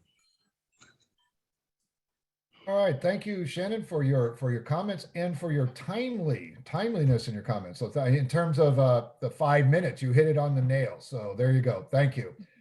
All right. Did we see the other person yet, Sue? That it's No, I did get a raise chat from the Fort Myers who wanted to testify later during the public hearing on middle housing. But I'm not seeing the other individual who registered. Right. So Are we all right with that, with our normal public comment procedures to take that comment tonight? I would defer to the city attorney. Okay. You do have the capability to take that comment tonight as Okay. part of the legislative hearing. Yes. Okay, good. Thank you so much. For anybody who might wonder, we normally ask for in times, particularly in public comments, the general public comments, to be in to us by a certain time in advance of the meeting. So that's all I was asking about. All right. With that, I will then close public comment for the general public comments and move to item 7. This is the consent calendar. And if I have a motion, we can move through that. Mayor, I'd like to make a motion that we approve the consent calendar. Sorry, Stephanie, my That's hand was right on okay, it. I'll just second it. Okay. I All right. It's been second moved it. and seconded for the consent calendar. Any further discussion? Hearing none. All in favor signify by raising your left hands. There it is. That's unanimous, Sue. All right. Now let's move into the public hearings. This is item 8A. And let me get started with my. All right. All right. This is ordinance 2021-2892 and resolution 2021-3771 committee system changes. All right. And this is a legislative hearing. So this hearing is now called to order. Declaration of conflict of interest or abstentions, anyone? Okay, seeing none, the staff report, please. So Merry Christmas to you. This is a present that the council's worked very hard on. The subcommittee of Mayor Rogers, Councilor Bacon, and Councilor Finley. So this process began about a year ago when you had a certain young gentleman named Colin Bullock come to you, and that prompted an analysis. We made some changes earlier in the year. I'm not going to go into extensive details. It's all in the staff report, which is online and been available for a week. But I just wanted to say, yay, good job, council. So this is a public hearing tonight for the legislative changes. I came to you in September and at a work session and then said I would go away and do my magic. So I did. So you have what's known as a companion pair. You have an ordinance before you, 2021-2892, that changes the municipal code. And then you have a resolution that is part of this package deal, 2021-3771. And often is this in the case when you do a major code change and all sorts of questions come up. How is that going to affect this, that, or the other? So this is what is known as a policy interpretation document. And if you approve, it will be entered into the record as an exhibit to the ordinance. So I'm gonna have just a very brief PowerPoint for you. You've heard this stuff before. And let me know if you have questions. So I'm a list gal. I like my item 1, just like go to the grocery store. So you see this theme when I came to you earlier this year a couple of times. So item 1, this was the first item that we looked at under the analysis, was the removal of committee members for absenteeism. In the packet as an exhibit to the ordinances, all the deleting and replacing that has to be done. This is just a clean copy before you of what the actual change will be. Any member who fails to attend at least 75% of the regular meetings in any 1 year of this term shall be disqualified from serving on the commission unless absences are determined to be excused. Upon certification of such qualification by the board, commission, or committee chair, will be replaced by the city council as is provided for the filling of vacancies. So this change replaces the current method in the code, which is to haul volunteer committee members before the council for a public hearing. So the council subcommittee decided that was not very friendly. And this is actually based on a model from the city of Roseburg. We did add that it would come back to the council for the final decision on removing people from committees. Item 2, you already completed. I just wanted to throw that in there so we're consistent. The council pension subcommittee, you folks voted on this in the business session, September 7th, and you did already return to having pension plan agents present to the full council. They did so on November 1st, and then they will return next April. And then in the future, presentations will be made twice a year to the full council. Item 3, we had a discussion about removing the word citizens from the Citizens Rate Review Committee because not everyone is a citizen, but everybody certainly uses the water, sewer, and storm. This actually is a really simple change because the code just refers to it as citizens once and then as committee thereafter. So it's simply amending Title II, Article 3, and striking the word citizens. Item 4 is membership and residency. And so this proposal, you had seen in your previous presentation in September that each of the standing committees that are in the code had different residential requirements, and they were unique as Newburgh is. So this was recommended language to take out each of those unique residency and just make an overall definition that applies to all.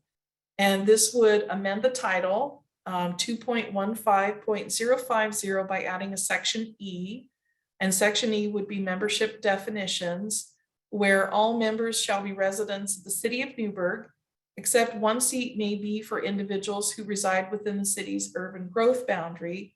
One seat will be reserved for a local high school or college student, which will be a voting position. And one seat is for the mayor, who shall serve as ex officio non-voting member. In cases where there are shared service agreements or a shared service population, one seat may be used for residents of Dundee. Now that last line was not originally in there. We had some feedback from members of the library board, one of whom lives in Dundee. And so as it happens, my current boss has something to do with the library. And so we fixed the language up, and I believe we addressed their concerns. And I spelled out in the council packet narrative where the shared service agreements are. And at this point in time, those are with Dundee for police, building and planning. And then we have a shared service population, which is the library. So this was sent to the 2 members of the library board, and I believe it addressed their concerns. I did not have them say that they had a difficulty with it or that they wanted to comment tonight. On to item 5, I apologize for the crop there. I kind of cut the word off. So this is membership terms. Now, this I had to do individually because every committee has a different number of members. So the main change here is that terms shall be 3 calendar years, except student terms will be 1 year. And then there's a cross reference to the new membership definition. So this goes through Title II, Article 2, the Library Advisory Board, 2.15.060, and then on to Citizens Rate Review Committee, 2.15.140, the Planning Commission under Article 4, Traffic Safety under Article 5, and Historic Preservation under Article 6. So just to mention about the committees, what this will not take care of is the Affordable Housing Commission. They are set by resolution, and so that will be coming back to you because they do need to be codified. But we just felt we should break it into parts so it wasn't too unwieldy. So these are the commissions that these changes are affecting this evening. Item 6 was student positions for voting. So the subcommittee wanted to recommend revising the code to let the students vote. And so that's already been addressed under the membership definitions. I just, rather than make another paragraph, just folded it in. And then item 7 was a new item that came up. You've not seen this before. So Citizens Rate Review convened this year to do their rate review, which they do every other year. And staffing committee, so Katie Strode, the new finance manager, said, why do we have a secretary position in there? Because nobody holds that. And so I said, well, as it so happens, I'm going to council with some code changes. I can just do this at the same time. And all that it is doing is taking out the secretary position because they do have a chair and vice chair, but staff perform the function of the secretary for the committee. So that is my really quick presentation on the ordinance. I'm going to pause and take a sip of water and ask if anybody has any questions before I roll into the resolution. All right, folks, any questions? Now is the time. Okay, All right, Mr. Mayor, I hear none, so I'm going to roll. roll it. Okay, we're rolling. So this policy interpretation is known as a companion piece or a pair or a couple. And it's just kind of explains, okay, we had all of these changes come up and there was some concern on the library board about the change in terms. So the exception in the code is that the library board had 4-year terms and everyone else had 3. So these are the recitals from the resolution, which is in the packet. And I'll just read them out loud for clarity. So current seated members will remain in their positions until their current term expires or the position is vacated. And at that time, the new membership term of 3 years would apply. The change in membership from fiscal year to calendar years. So this affects members on the library board, Citizens Rate Review Commission, and students. It used to be we had split recruitments. So this is to bring that in to a consistent uniform practice and makes it more efficient for staff and I think the community.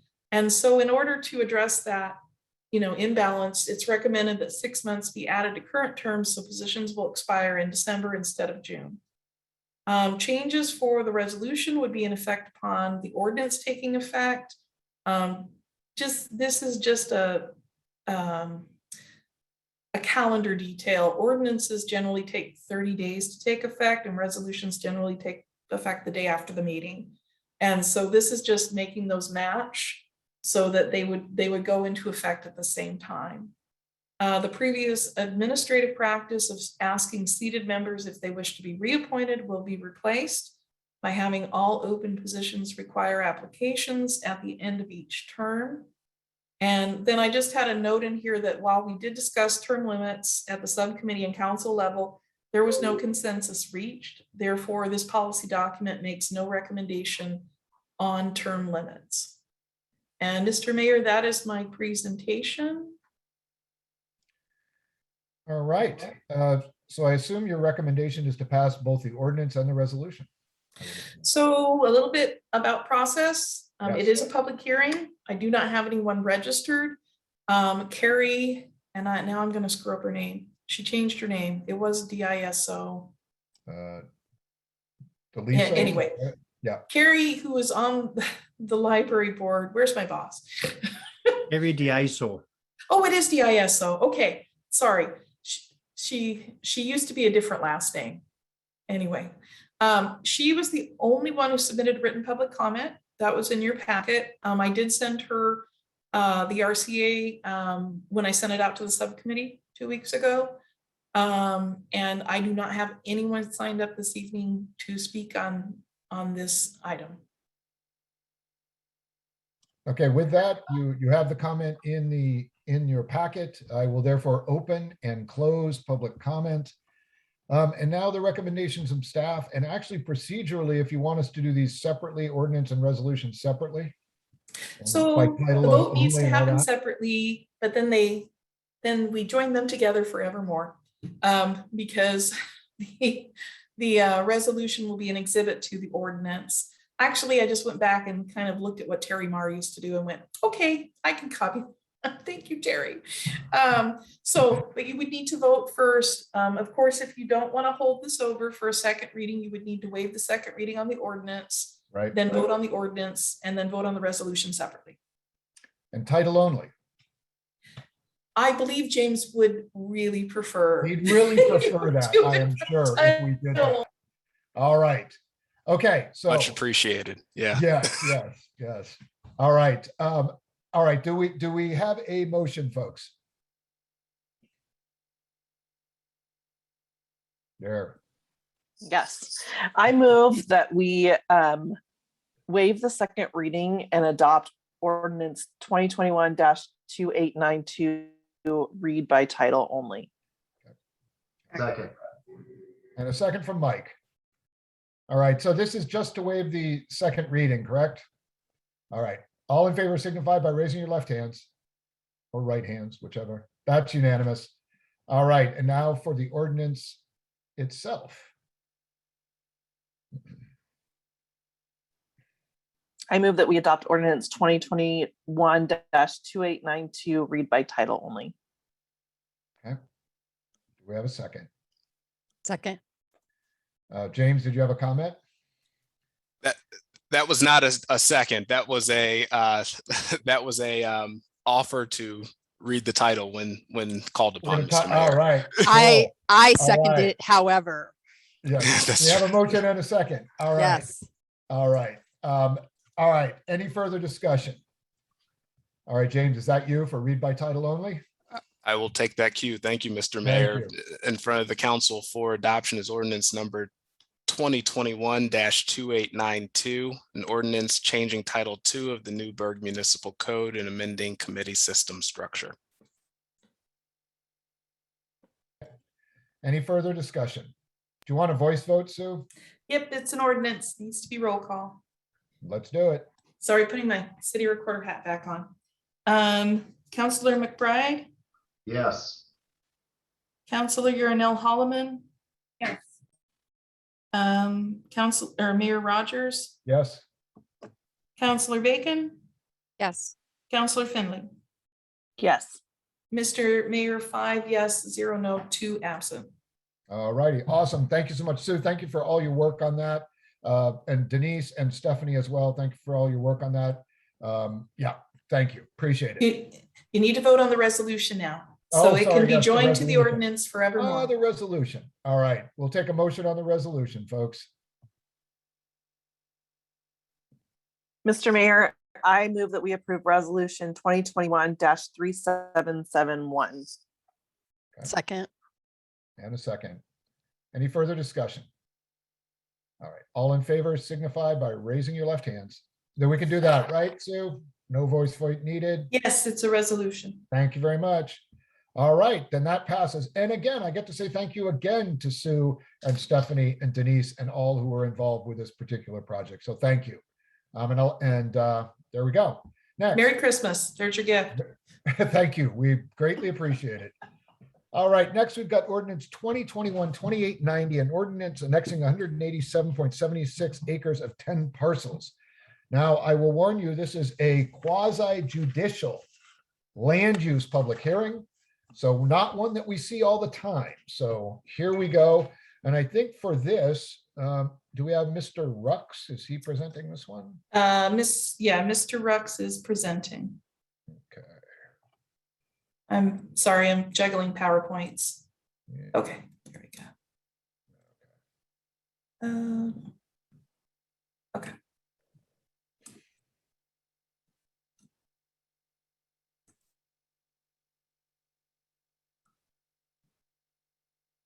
All right.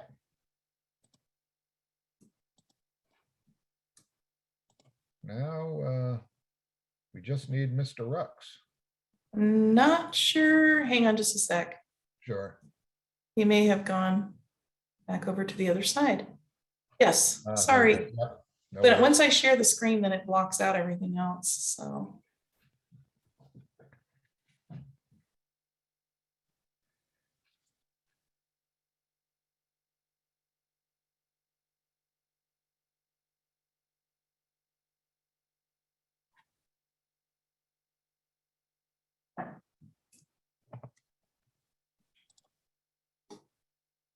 All right. All right. Well, I will get us started then while Doug is coming on. So Okay, anyway, I'm ready. this I'm, is- I'm, oh, there I'm you here, are. Mayor. Greetings. Yeah, I've been sitting in Greetings. the waiting room. I've been sitting in the green room. Oh, there you go. Uh-huh. There you go. All right. So So- this is the quasi judicial land use public hearing. So the public hearing is now open. The purpose is to discuss ordinance 2021-2890. And testimony procedure, I do not know, but we'll get to that point in a moment. So now for abstentions, bias, ex parte contact, and objections to jurisdiction, anyone? All right, hearing none. I think we are ready now for the legal announcements from the city attorney. Thank you, Mr. Mayor.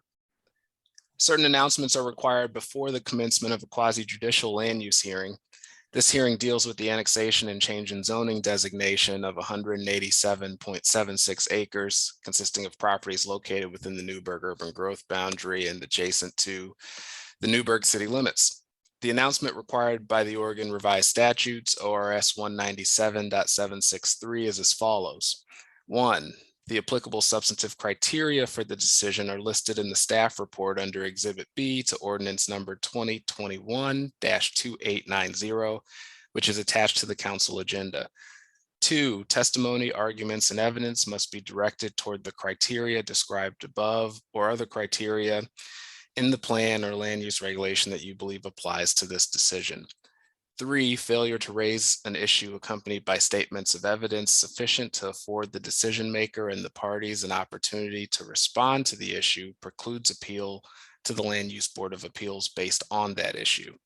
And 4, failure to raise constitutional or other issues relating to proposed conditions of approval with sufficient specificity to allow the local government or its designee to respond to the issue precludes an action for damages in circuit court. The applicant who has the burden of proof may have at least 7 days after the record is closed to submit final written argument. At the close of the testimony portion of the hearing, the applicant will have to decide if the applicant wishes to submit further written argument. For the purposes of this section, the following definitions apply under ORS 197.763. Argument means assertions and analysis regarding the satisfaction or violation of legal standards or policy believed relevant by the proponent to a decision. Argument does not include facts. And evidence means facts, documents, data, and other information offered to demonstrate compliance or non-compliance with the standards believed by the proponent to be relevant to the decision. Any submission by the applicant must be limited to argument. No additional evidence can be submitted. If the applicant wishes to make final written argument, no further deliberation shall take place tonight. If the applicant waives that right, the council may proceed with deliberation. That concludes the opening city attorney announcements. Righty, great. Thank you very much. And now the staff report, Mr. Rux. Thank you, Mayor. Doug Rux, Community Development Director. So as you had indicated, this is a hearing this evening to annex 187.76 acres of land into the corporate limits of the city of Newburgh. This is an application that was submitted by the Oregon Department of Transportation, and Dan Fricke is here tonight representing ODOT. and Newberg, Oregon LLC, commonly referred to as CDC, Commercial Development Company. And Steve Collins is representing them this evening, and he is on the phone, but is not on video. So Sue, next slide. So I'll begin by entering the entire staff report, all of its exhibits and attachments into the record. So as I mentioned, it's 187.76 acres. When we refer to the 10 parcels, those are really the 10 parcels that relate to Newberg, Oregon LLC. The mill site is at 1301 Northeast Winooski Road. And of course, we all know where the bypass is, and there are elements of the bypass that were not within the city limits, but those areas that are being annexed are generally between Shahilam Creek and Wilsonville Road. There are many tax lots according to the county's assessment records. Too many to list on a slide. So in section C of your report, it lists out all of the tax lots. Anything that's listed as a road still has a tax lot number. Many people might not know that.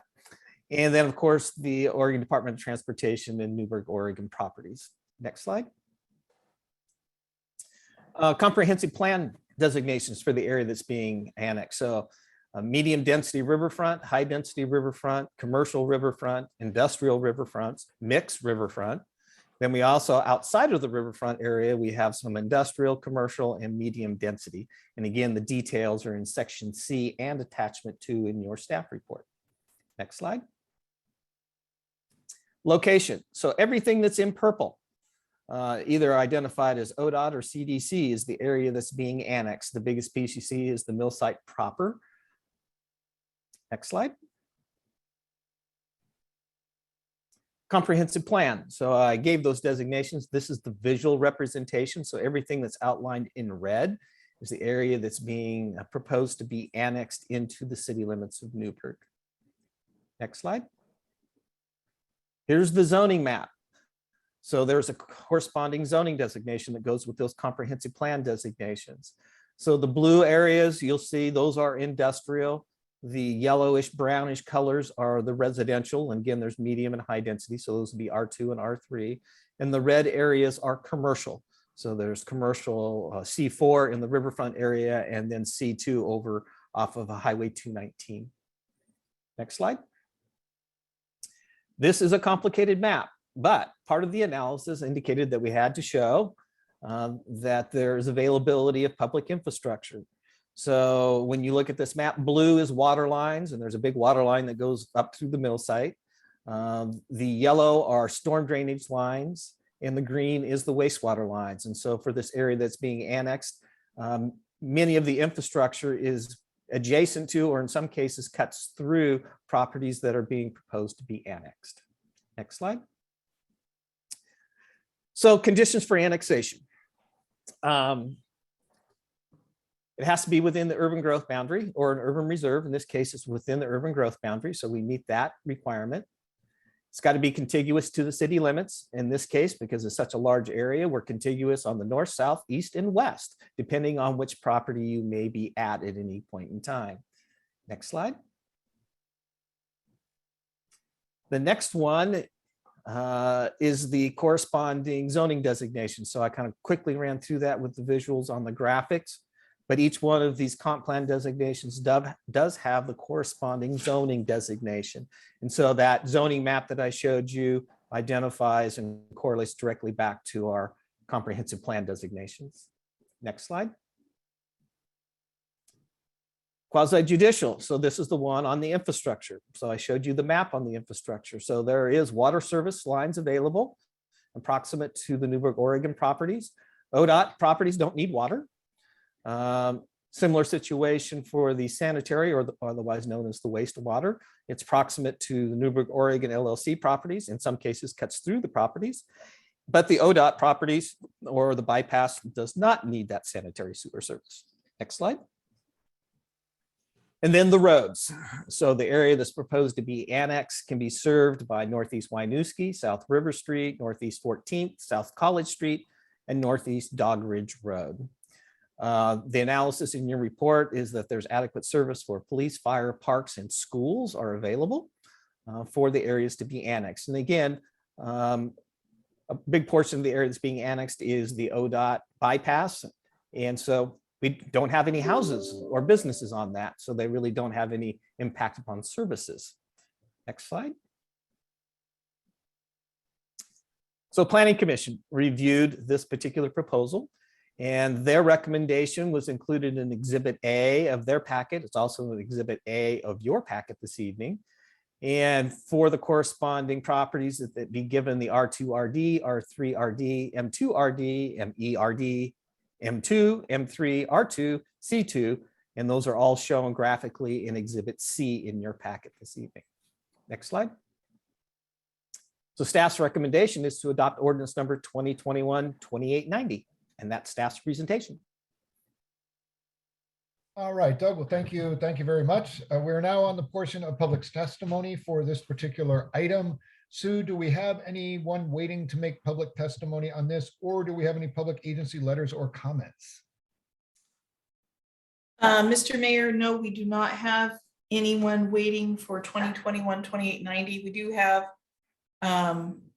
is it the fellow appellants, applicants? Doug? Applicants. Applicants, sorry. Right. Dan Frick from ODOT, and I'm not seeing your gentleman from Missouri on the line. Steve So, Collins, no Not with the 314. phone number you provided me with. All righty, well, let's see. Oh, Dan, I did see you a want- Steve. Okay, Is that him? Okay. okay. All right, well, at this point, if Dan or Steve would like to make a comment, now would be the time. Good evening, Mayor Rogers and members of the council. For the record, Dan Fricky, Oregon Department of Transportation, Region 2 office.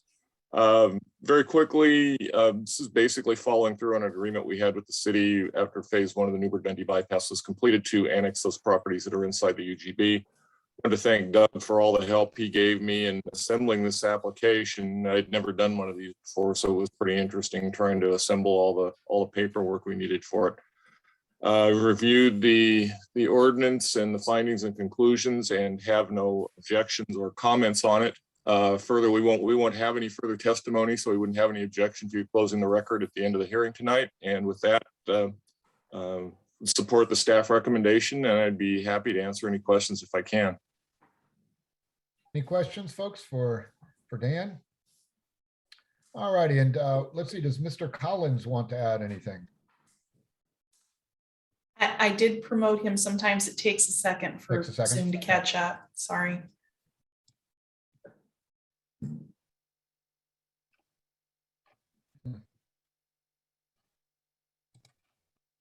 Well, I'm not sure if that went through, Sue, or not. I've clicked it twice now. Okay. All right. I can just unmute him. Okay. Let's Oh, try there it that. is. All right. Okay. All right. Good evening, Mr. Collins. Would you like to add to any of the comment?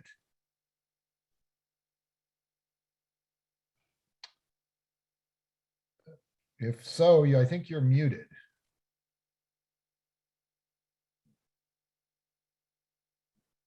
All right. Looks like we may be having some technological difficulties.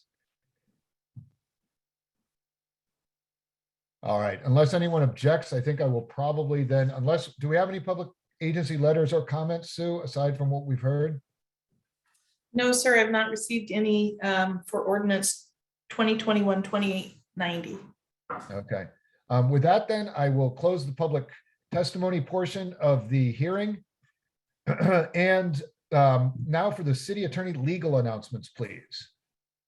Great. Thank you, Mr. Mayor. Mr. Fricky, I gather from your comments that I'll direct this question to you. Is the applicant are willing to waive the 7-day timeline to submit a final written argument? Yes, sir. We are. Okay, thank you, Mr. Fricky.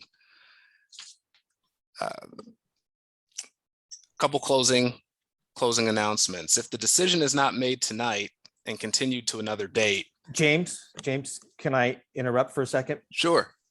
Because we did not have Steve Collins this evening, and he's the other applicant for the mill site. We're actually going to have to do 2 readings and bring this back on December 20th.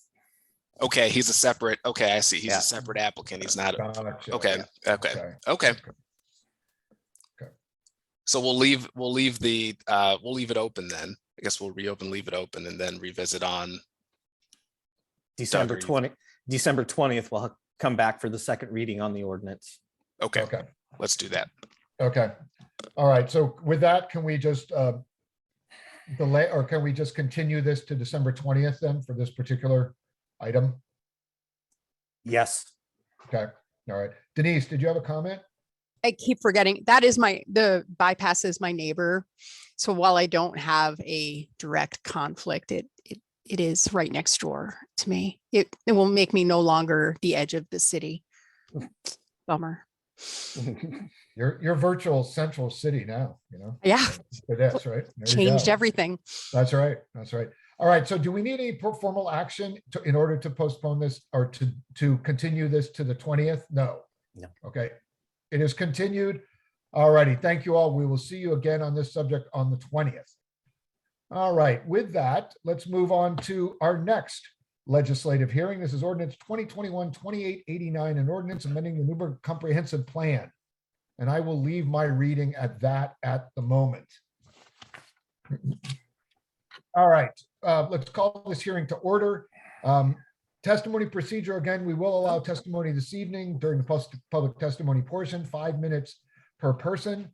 And then now declarations of conflict of interest or abstentions, folks. All righty, seeing none, let's move then on to the staff report, please. Just as a reminder to James is that we've kind of got this bifurcated process this evening.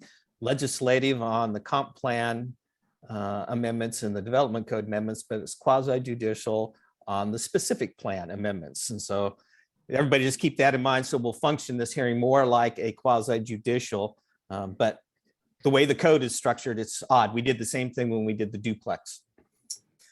Do you want to hear do we need the city attorney legal announcements then at that before you go? Yes. Okay, thank you. Okay.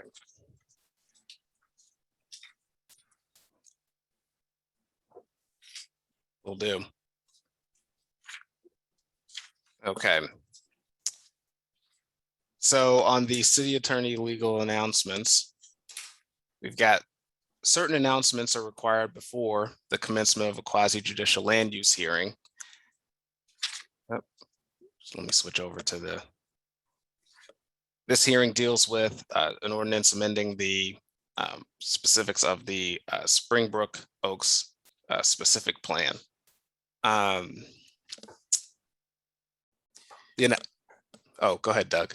I was going to say, so the quasi judicial portion of this is for the Northwest Newburgh specific plan, the Springbrook Oaks specific plan, and the Springbrook master plan. That's right. Okay. Okay. Thank you. So this hearing deals with amendments to the Northwest Newburgh specific plan, Springbrook Oaks specific plan, and the Springbrook master plan. The announcement required by the Oregon revised statutes is as follows. The applicable substantive criteria for the decision are listed in the staff report under Exhibit F to ordinance number 2021-2889, which is attached to the council agenda. Testimony, arguments, and evidence must be directed toward the criteria described above or other criteria in the plan or land use regulation that you believe applies to this decision.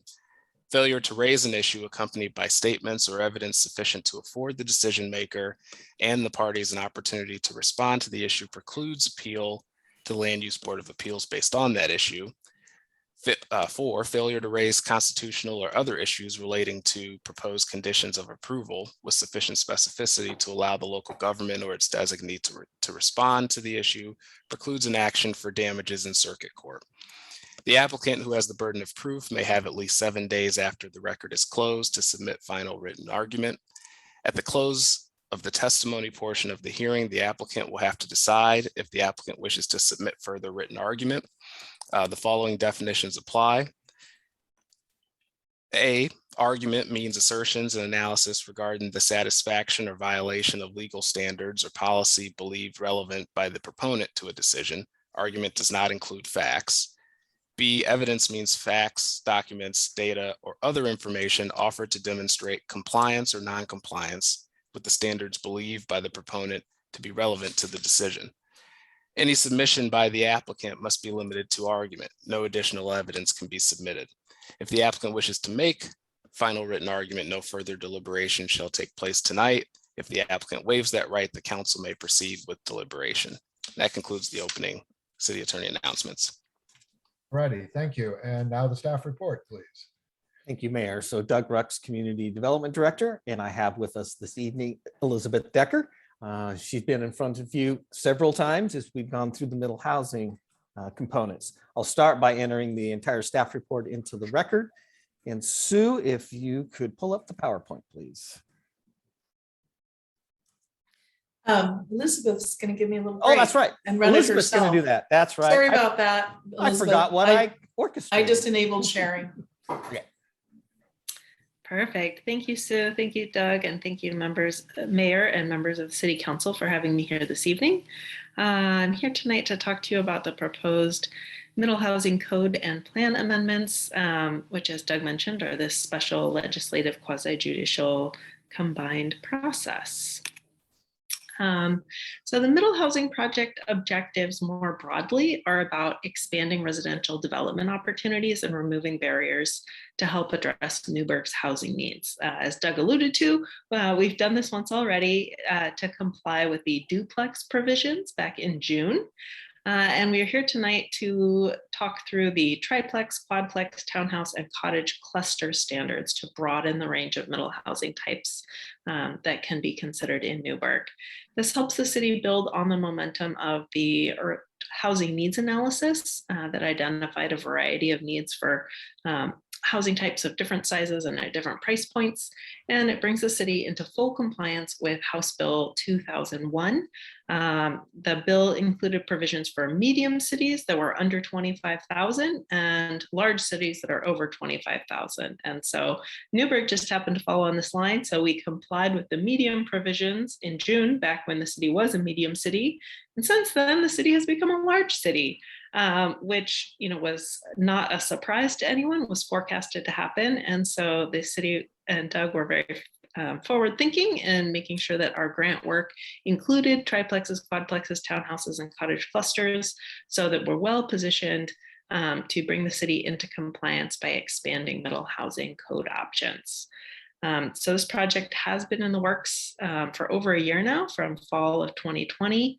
It started with a thorough code audit and development of some code concepts that were then refined through draft code language that included several public engagement opportunities, as well as work sessions in front of the City Council and Planning Commission. So we have completed the code work for duplexes, and we're here tonight to consider the further middle housing types. In terms of the project applicability, it increases middle housing options, the different types that we mentioned, in all residential areas across the city. And so this is the comprehensive plan map that's just a little bit clearer to read, but essentially all the areas in yellow are residential areas where these new middle housing types will be permitted under the proposed code. And so there's really two different ways that this code can impact residential development. And the first is infill within existing neighborhoods. And that's where we hear a lot of interest in understanding best how this could work, how it could impact existing neighbors. But really those impacts are expected to be fairly modest. The initial bill, HB 2001, projected approximately 3% of lots might turn over at a maximum. And that's we could talk for an hour about what that number means and doesn't mean.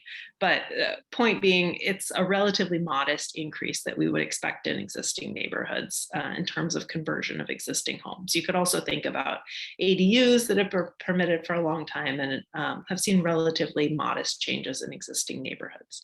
The bill will also apply, or the proposed code amendments will also apply to these new middle housing types as they get built out in new neighborhoods. That a lot of that includes some of these master plan and specific plan areas that we'll talk about as part of this code update.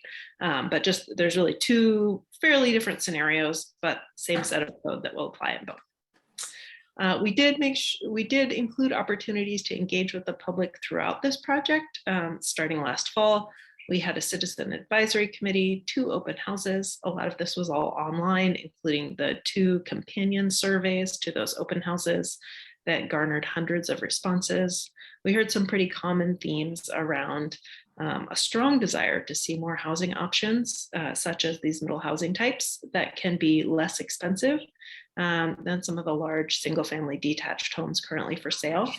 But also some concerns about what parking impacts and the size of units could be both in existing neighborhoods and new neighborhoods. So we work to develop the code within the parameters allowed by state law to best address these.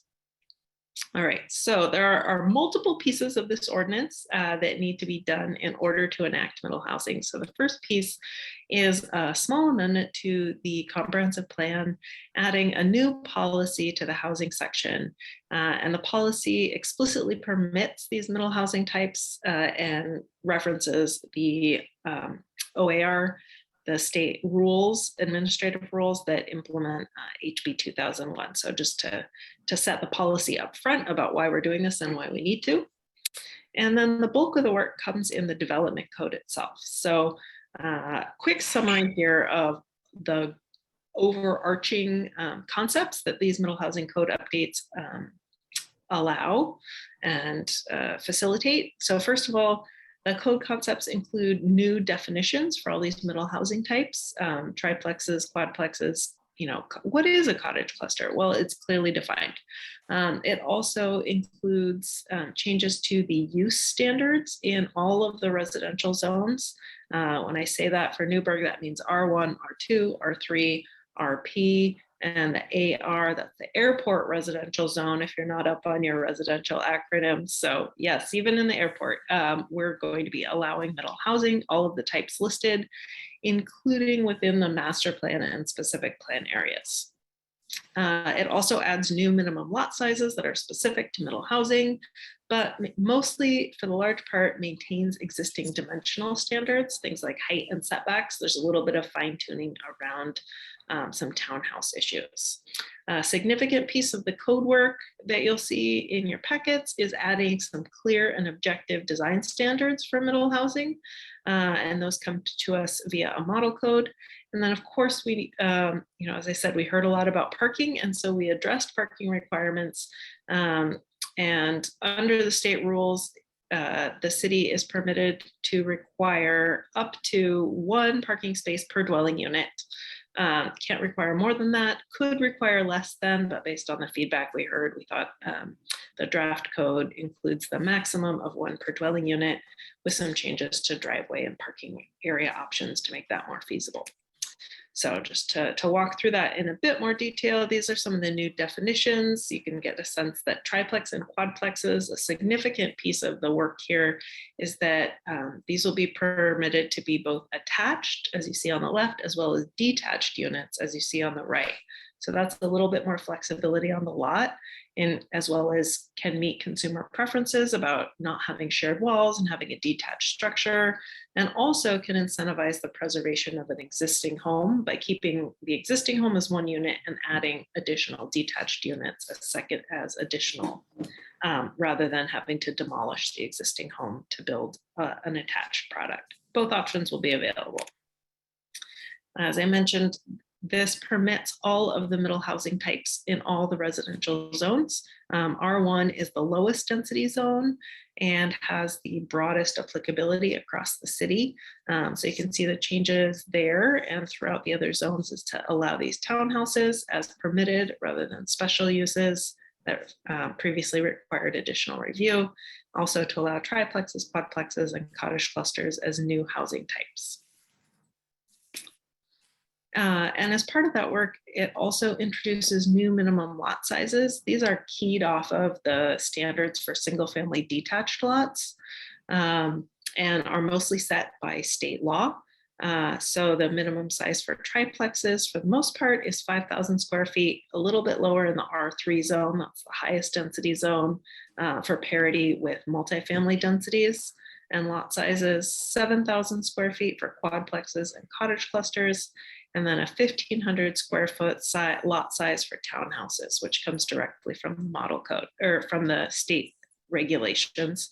That's the largest, the maximum minimum, as we say, the largest size that could be permitted under the state regulations. So, and it creates some parity with these triplex and duplex lot sizes as well. And so no changes are proposed to the lot sizes for single family detached and duplexes with these code amendments. Also, the way that the Newberg code is structured, these lot sizes create the de facto maximum densities. We're not proposing to change the density targets overall for these zones, as these housing types will be averaged in with others across the whole district. And the dimensional standards help address what happens on those lots once we've set the minimum lot sizes. Minimal changes proposed here. The major changes are some additional allowances in the R1, again, the lower density zone for townhouses, to allow up to 60% building coverage. That's an increase because of those smaller lots, and an increase in height to allow for 3 full stories, which allows for a ground floor garage. And then we also included a 25-foot maximum height for cottages. Cottage clusters, as we'll talk about, are a smaller housing type. The idea that there are there are smaller units, but a greater number arranged in a cluster formation. And part of that is keeping the scale at only 2 stories rather than allowing up to the 35 feet permitted in other zones. So when we talk about cottage clusters and townhouses, another important thing that we needed to set in the implementing rules is how big these projects can be. And so we took a 2-tiered approach to this. So in the R1 zone, which again is that lower density zone, we kept these project sizes towards the lower end of the spectrum. So we implemented what's required by HB 2001 by allowing up to 4 attached townhouses. But then for larger projects, up to 8 attached units, the direction that we arrived at was to allow more, up to 8 of those units in the higher density R2 and R3 zones, as well as the RP and AR zones. Cottage clusters, we also had a range in all zones. The minimum is 3 units arranged in a cluster facing each other. And in the R1 zone, that lower density zone, that goes up to a maximum of 8 units. But in the other zones, other residential zones, that could go up to 12 units. And to keep in mind that there could be multiple clusters allowed per parcel, like different clusters of grapes on the same vine, if you want to use a wine country metaphor. And then the individual cottages themselves, as mentioned, these are all about creating a smaller option. So the maximum footprint is limited to 900 square feet. And with that 25-foot height allowance, that could be up to an 1,800 square foot total building. But we see many of these cottages in the project examples across the state that have been built so far, coming in closer to 1,200 to 1,500 square feet. All right, as I mentioned, the design standards, the real importance here is that they meet those clear and objective standards, as were mentioned earlier in the departmental reports. And so what we needed to do to make that happen was to revise the existing townhouse standards and introduce new standards for triplexes and quadplexes, as well as for cottage structures, cottage clusters. And so these address some similar design features. And you can hear some of the diagrams that are proposed in the code, including ensuring that there is a physical as well as visual connection between the main entrance and the sidewalk. Ensuring that there is a minimum of 15% window coverage for the street facing facade. For townhouses, not for the plexes, but just specifically to townhouses, there is a proposed requirement for one defining architectural feature that could be something like a covered porch, a balcony, a recessed entryway, a bay window. Under the state regulations, the city can require up to one, a minimum of one of these defining features per townhouse. And then for cottages, there are some additional design standards that have to do with this clustering and orientation around a courtyard to ensure that that common courtyard meets some quality as well as quantity requirements. There's a minimum of 150 square feet of open space per cottage. The cottages, have to be arranged so that the majority of them front onto this common courtyard. And then we come to the parking standards. And so, as I mentioned, generally the requirement across all these different middle housing types is for a minimum of 1 off-street parking space per unit. And to maximize the utility of that, the proposed code includes options for 1 or multiple driveway to serve duplexes as well as triplexes and quadplexes. But that the total width of the driveways is limited to 30 feet, 32 feet, or 50% of the lot frontage, whichever is less. And we also introduced some spacing requirements between those driveways so that the addition of off-street parking, all those curb cuts, don't simply cut up all the on-street supply and result in either a net neutral or net loss of parking. So that's what the spacing between driveways is intended to preserve on-street parking, to make sure that both off-street and on-street are contributing as much as they can to the parking availability. And then for townhouses, the standards are a little bit different, and so the city code must allow up to a 12-foot wide driveway per lot. So there is an option for a single wide driveway on each townhouse lot. There are also opportunities and encouragement for shared access or paired driveway options, even alley access if that could be built into a new project. But under the state rules, those types of accesses cannot be required because they can be a barrier to developing townhouses. And so here's what some of those might look like. On the far left, this 12-foot individual driveway, that's what needs to be permitted outright. But sort of in the middle of these 2 paired driveways where you get the 2 next to each other is what we're encouraging through the code, because instead of 2 separate driveway cuts, at least you've got it down to 1. If a developer wished, they could do this shared access and driveway if that were feasible. And then cottage parking, the idea here to implement the state requirements as well as to provide flexibility is to allow both these shared vehicle parking areas, as you see in the upper left here, with consolidated parking. This is the more traditional model in cottage clusters, but increasingly, there's interest among developers and consumers, homeowners, for small attached garages or detached garages to make it a little easier to, say, get your groceries or your toddler from your vehicle to your cottage in this cluster. So the proposed code allows both for individual garages or carports as well as the shared parking areas. And there are some additional standards that address the stream corridor overlay to allow the conversion of an existing single-family detached dwelling into a triplex or quadplex. The concern in the stream corridor overlay is about minimizing potential risk to persons or property. And so new triplexes and quadplexes would not be permitted there, and that's permitted under state law. However, the proposed code would allow for the conversion of existing dwellings, the idea being that the footprint isn't really expanding and the total number of occupants might not expand. It would just be, used in a slightly different way, cut up internally.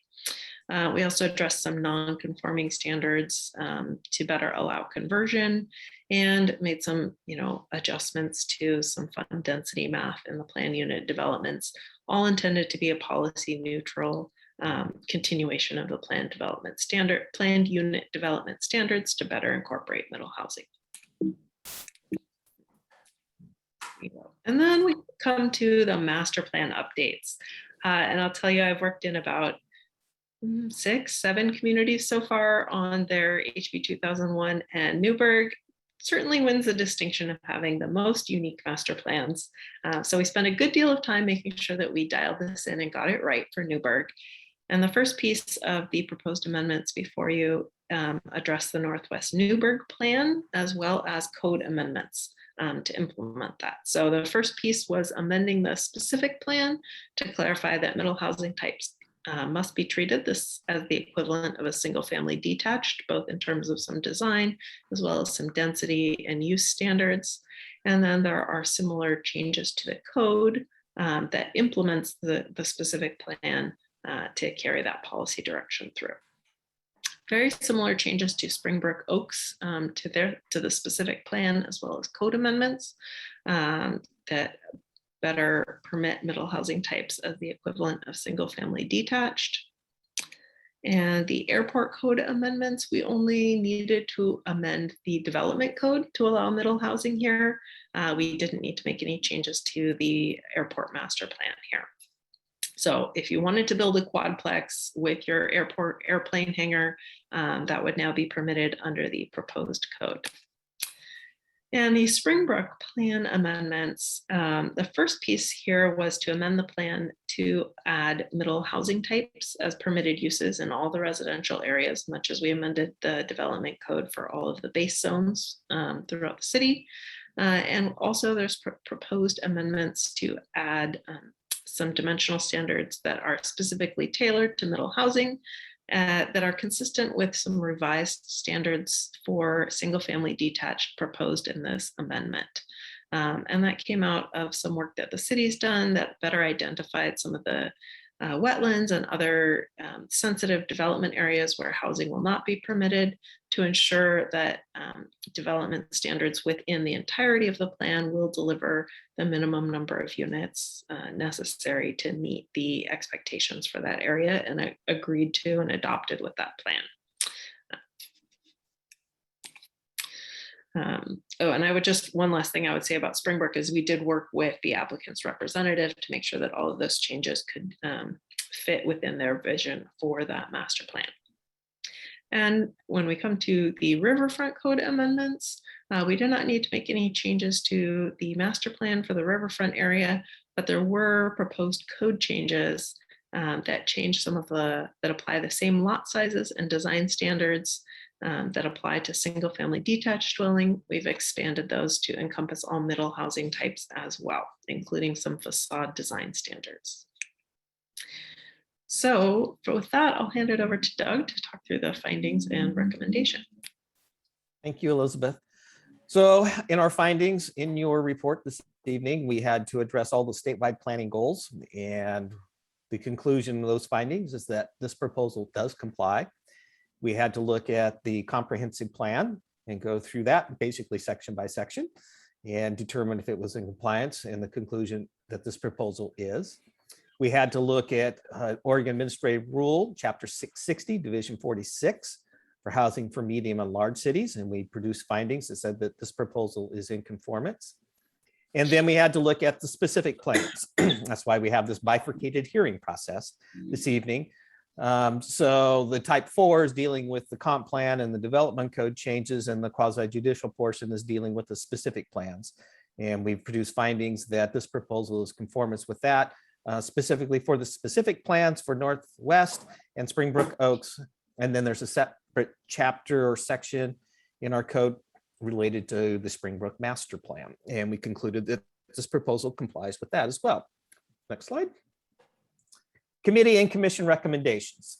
So there was a Middle Housing Citizens Advisory Committee who reviewed all of this work, and their recommendation to both the Planning Commission and the City Council was for approval. We went through the Affordable Housing Commission, and they recommended that the council adopt the comp plan, the development code, and the specific plan amendments for this middle housing, tris, quads, cottages, and townhouses. And then finally, the Planning Commission adopted Resolution 2021-377, which is in your packet tonight, recommending approval to the City Council. Next slide.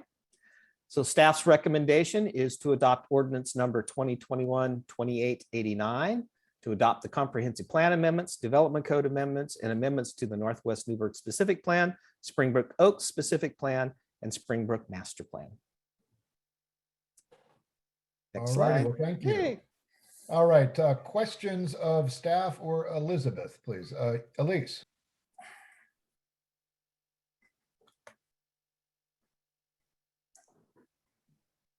That's a mistaken hand. No worries. Mike, did you have a question? So yes, Doug, within all these changes, I think I asked this question a few months back, but I can't remember the answer. But does this still allow if somebody wants to build a single family home? Is that still allowable? Yes, it is. And Okay, so it's this just is, allowing these other options within a certain subdivision. you can still build a detached single family home. That would be the developer's choice if they want to. Another Okay. developer may say, I want to do some detached single family and I want to do some duplexes and or triplexes or quadplexes. So it's going to be by and large market driven. Elizabeth alluded to the 3% number. When we went back and amended our housing needs analysis, I had our consultant of record on that project do that math, and that number came out to an additional 57 to 58 units over the course of the next 20 years, based upon the estimated 3,300 new residential units that would be constructed in Newburgh. All right, other questions, folks? Let's see, okay. I just had one, and I think I know the answer, but I want to be sure, is that there's a comment from, I think from the building official saying that the building code needs to be updated for 1 and 2 family dwellings. Is that just because the code has not caught up yet with the legislation? That is my understanding. So in the building code, detached single family and duplexes are considered single family. Above that, you get into commercial code, and it's the type of construction and how you construct. But there was early conversations about the building codes division having to make changes to the state building codes so that these two things align. So when I had the conversation with the building official, currently we're going to follow what's in the Oregon Structural Specialty Code until amendments or modifications are made. All right, thank you. Oh, Stephanie, I'm sorry, I didn't see your hand. That's okay. I have a statement and not a question.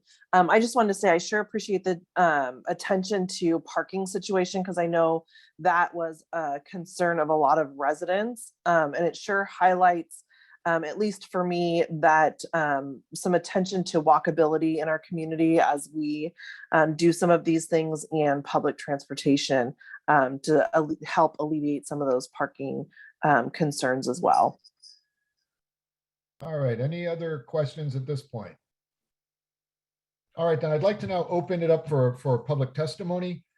All right, Mr. Mayor, you have John and Sandra Fortemeyer who wish to speak about the Northwest Pacific Plan. So I'm going to promote them first and then put the clock up, since it seems to take a minute. Okay. Okay, there they go. All right, now I'll get the clock. All right.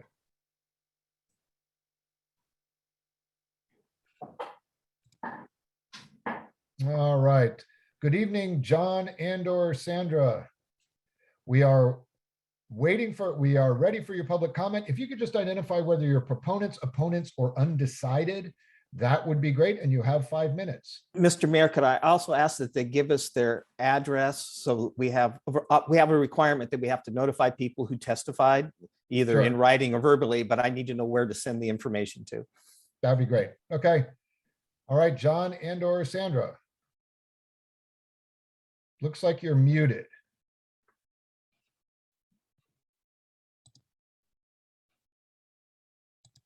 Here we go. There it is. Good Okay. evening. All right. Can you hear me? Yes, we can. Good evening. All right. Good evening. And thank you, Mayor Rogers and councilors and city staff for this opportunity to give our 2 cents worth here. Sandy and I have been proud Newberg residents since 1993, and in our current home at 3100 Ivy Drive since 2003. We own our home. And I let my wife start off by summarizing her concerns. Well, we represent the nice homes in Oak Knoll and Whistler's Ridge in this area. We have big lots and views comparable with the greens over by the golf course.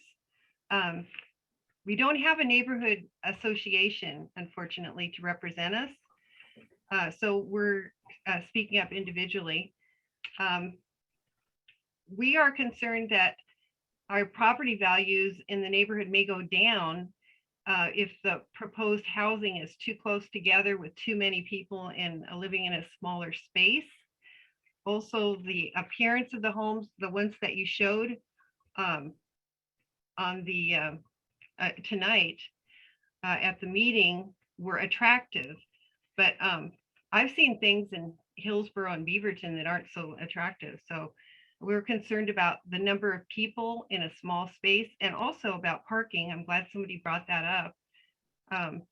If I can jump in here, I think one concern that we certainly have is just the more people, the more overall pressure on available on-street parking. And then when I heard tonight that the criteria for townhouses could allow 3-story structures, I'm wondering, for example, currently out our one side of our house, our north side, we have a very nice view of Shahilam Mountain, which we really love. And concern is what is to prevent a future developer taking one of the existing lots that's north of us and building a townhouse that could potentially be so high as to block that view. So I would summarize by saying we're not necessarily opposed, but we're kind of leaning that way. Mhm. We sure would like to have more information about what the developers plan to do. I assume there will be more than one developer in the neighborhood, or do you know yet? Hello? Well, I don't know how many questions we can answer at this point. I'm not sure. I mean, I'll try to interject and maybe staff can help, but plans by developers, they probably don't know until they actually see something for a specific building permit or a request. So that if you're talking about an infill project in your area, I don't know if Doug has seen anything like that come across. I have not had any inquiries about redevelopment for middle housing types where John and Sandy live. Okay. All right. Okay. All right. Any other comments, either John or Sandy?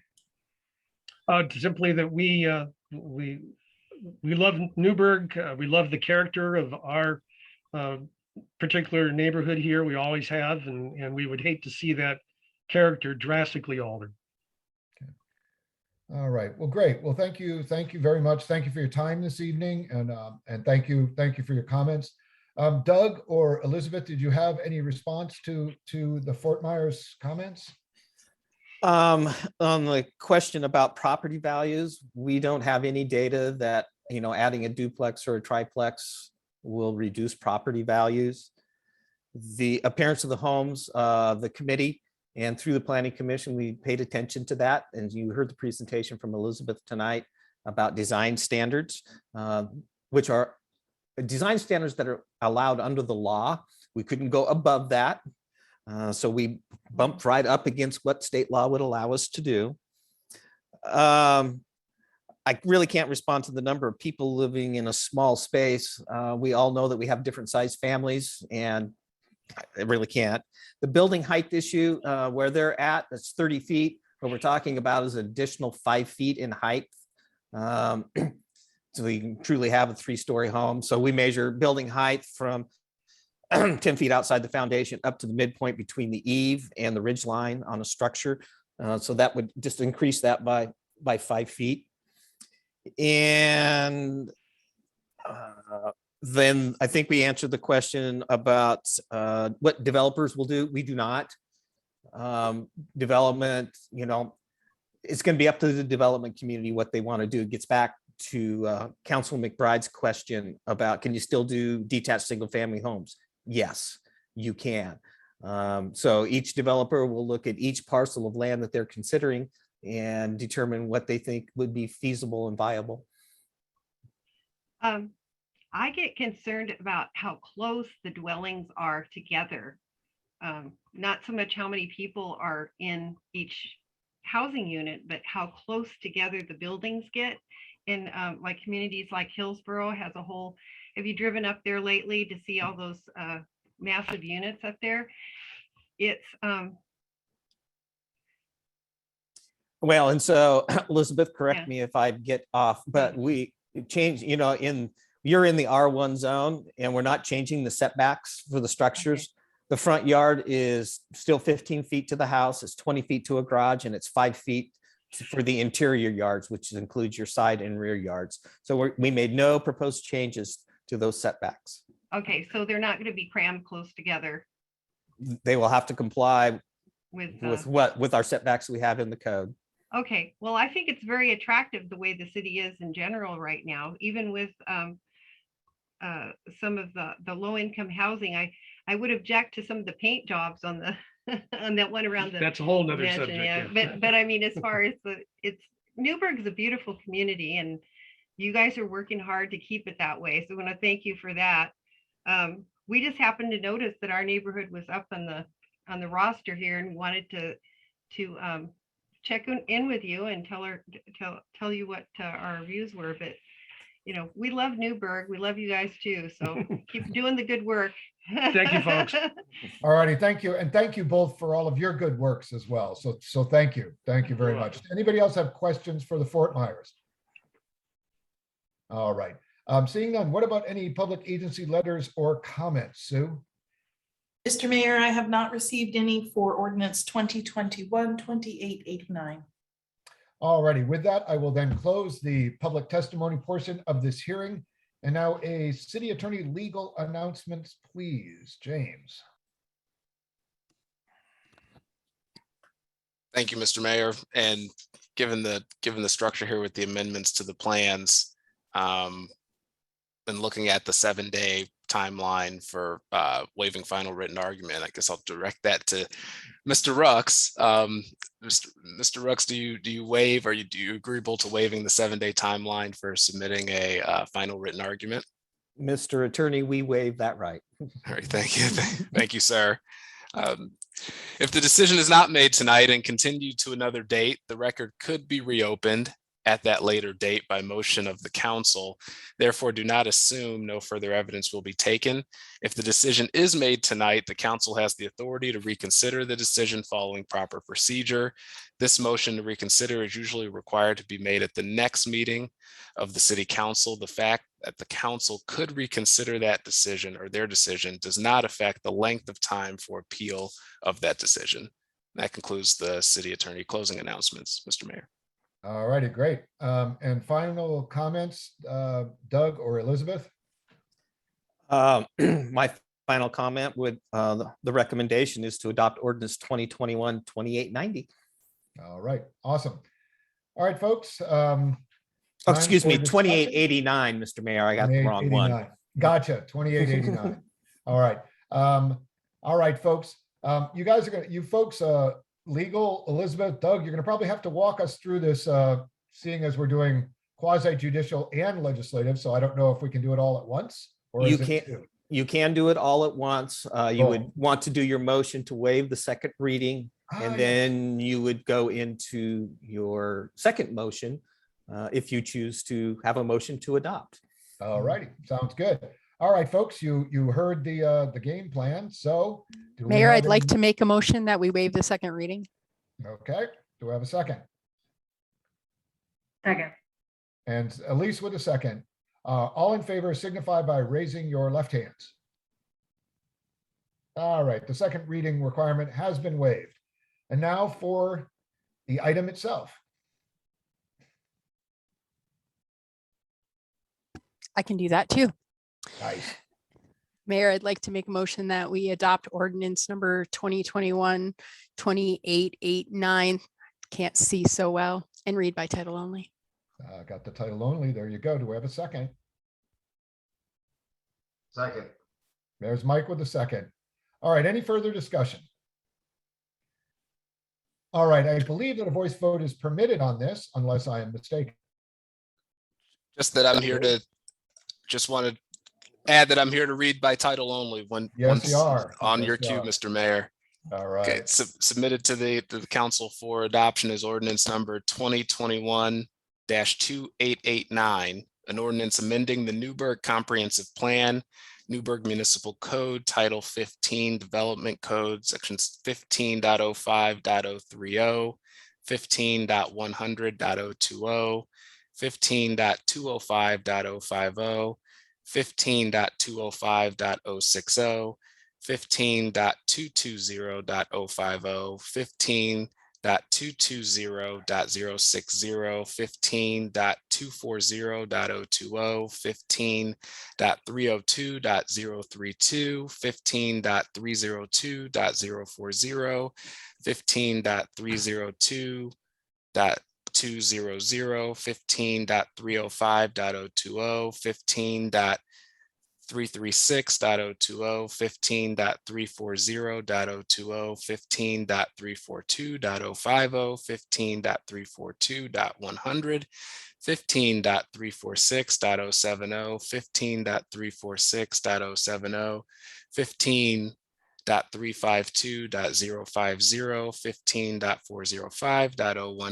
15.405.030, 15.405.040, 15.410.020, 15.410.030, 15.410.070, 15.415.020, 15.415.050, 15.420.010, 15.440.010, 15.440.020,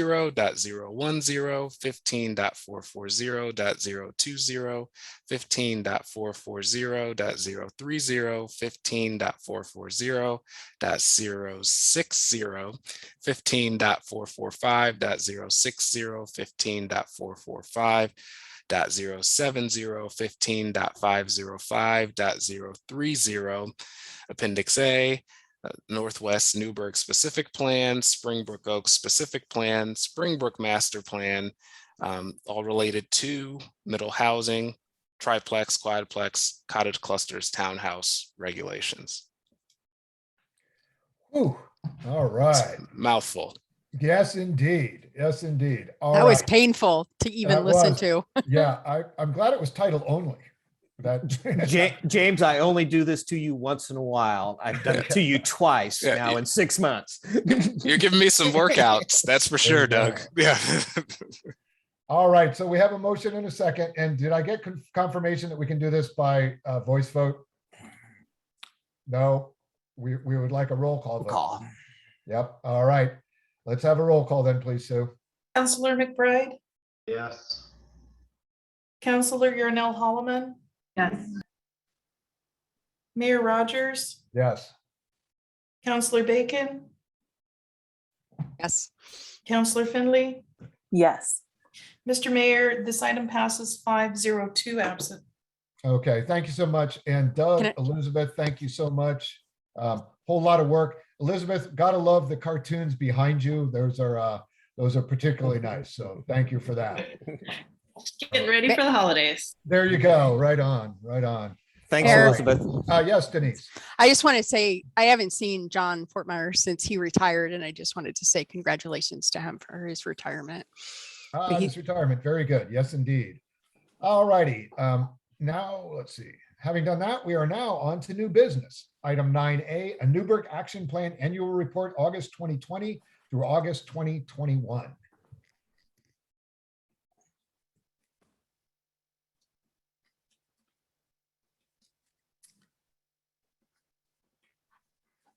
So thank you, Mr. Mayor. Doug Rux, Community Development Director. So I'm going to be brief in the annual report on this tonight. I do have a short PowerPoint to share with you. Sorry, Doug, I didn't have that one open. That's okay. Juggling a few tonight.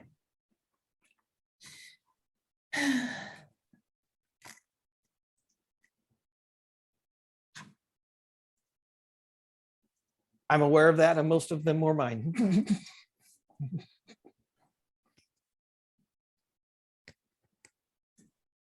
Okay.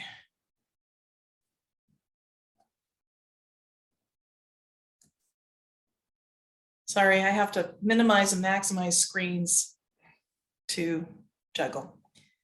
Okay.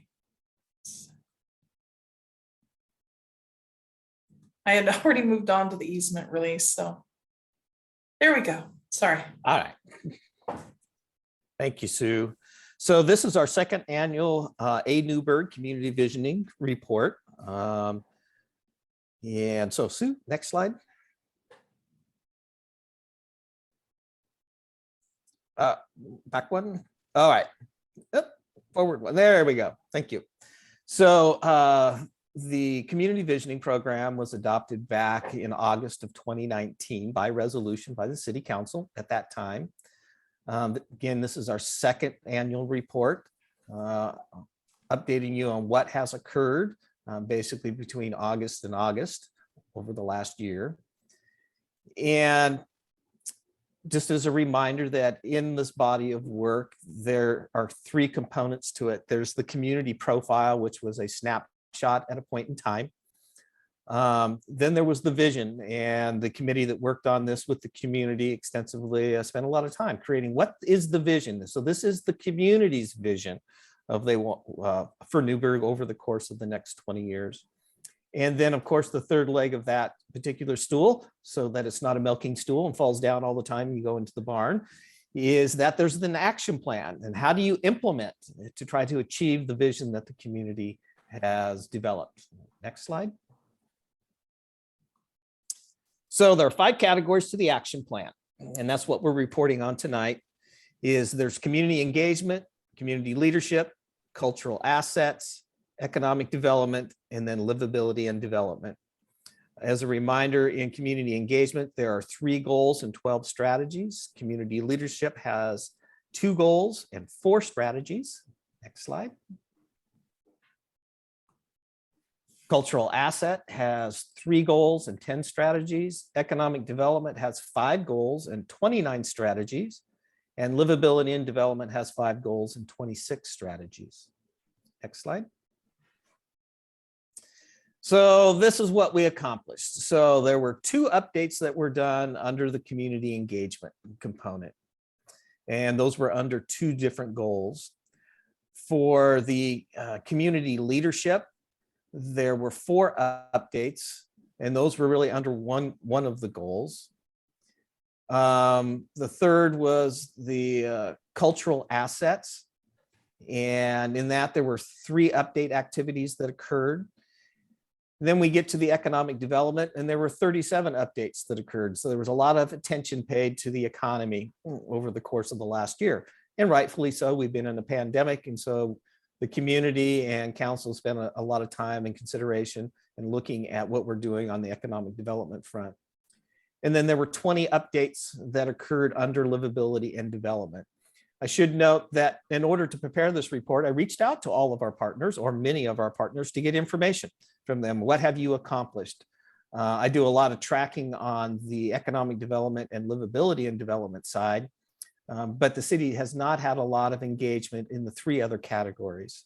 The library has done some, and disproportionately our updates on the cultural asset stuff, and some in the community engagement have been activities that occurred by the library over the course of the last year. Next slide. I will finish by saying in your report, there's a detailed write-up, multiple pages on what has occurred over the last year. And then Lacey Digraph took all of that and put it into that graphic form, which is very helpful for those that are visual. And what we will do is post this up on the city's website under our community visioning page, so that the public will be able to see what has been accomplished over the course of the last year. With that, I'll ask if there's any questions. All right, folks, questions for Doug? All right, I'm not immediately seeing any. Doug, I just had one question. This is probably advocacy, so I will say that straight out. So I happen to notice that there's a phrase that says there is a desire for a covered outdoor space for commerce and dining, which you know what I'm thinking about, probably, but I am thinking about the Butler property, which happens to be, as we know, directly across from City Hall. Now, I am not advocating for any kind of a permanent thing, as we've discussed, but I would sure think it'd be nice to have a place for people to go out and have lunch under some kind of cover on the Butler property. Maybe this is an ARPA ask for some organization in our fair city. So there it is. So that's just a comment regarding the Butler. I also noticed that it said the Butler property is off the development agreement, that has not gone through. So that's thus my comment. So anyone else, any other questions for Doug on the Newburgh action plan? All right, seeing none. Thank you so much, Mr. Rux. Let's move on now to Resolution 2021-3774. A resolution authorizing the city manager pro tem to release an easement for constructing, using, replacing, and maintaining a roadway on Yamhill County tax map corresponding to 207 East 2nd Street. All right. Thank you, Mayor. Doug Rux again, Community Development Director. So this is a miscellaneous application related to activities that Leonard Johnson would like to do on the property located at 207 East 2nd Street. So next slide. So this has some history to it. Back in 1988, the city accepted an easement for constructing, using, replacing, and maintaining a roadway on Yamhill County tax map R3219AB, tax lot 1000. That's 207 East 2nd Street. And that was recorded on November 22nd, 1988. And we provided the instrument number in your staff report and on the slide. That existing easement goes over an existing structure that is already on that property. And this all became aware in the last, 6 months, 8 months or so. So Mr. Johnson has requested that the city release that particular easement. He has a desire to replace that existing structure with a new structure. So Mr. Johnson had been in front of you previously on his development proposal. So next slide. So this is the location on 2nd Street. So this is just on the east side of Knapp's Thriftway. And there's a 12-foot wide easement that extends between 2nd Street and the alley. Next slide. And this is an aerial that shows that same easement. Again, it's about 12 feet wide, goes from 2nd Street to the alley, but it also goes through a portion of that storage building that's located up in the northwest corner of that particular lot. Next slide. So engineering and community development, we've talked about this. Do we have a need for this particular easement? And we do not. We already have a public roadway on the south side of this property. There is a public alley on the north side of this property. We don't have a need for an easement across this property north-south between the alley and 2nd Street. Next slide, please. So staff's recommendation on this one is to adopt resolution number 2021-3774, which authorizes by council for the city manager pro tem to sign the documents to release this easement. Mr. Gunn is with us this evening and he is representing the Johnson family. That's what I have, Mayor. All righty, great. Thank you. Thank you so much. Any questions, folks, of Doug? Nope. Looks like everyone's shaking their head. I will remind this is a resolution. This is not a hearing. So we're not obliged for a public comment unless somebody wanted to specifically hear from Mr. Gunn, who I believe is on the call. Anybody? Okay. Otherwise, I will take a motion if you are so inclined. Mayor, I could do that. Thank you. Mayor, I'd like to adopt resolution number 2021-3774. Second. Mike with a second. Mike. Yep. Any further discussion? All right. All in favor signify by raising your left hands. All right. That's unanimous, Sue.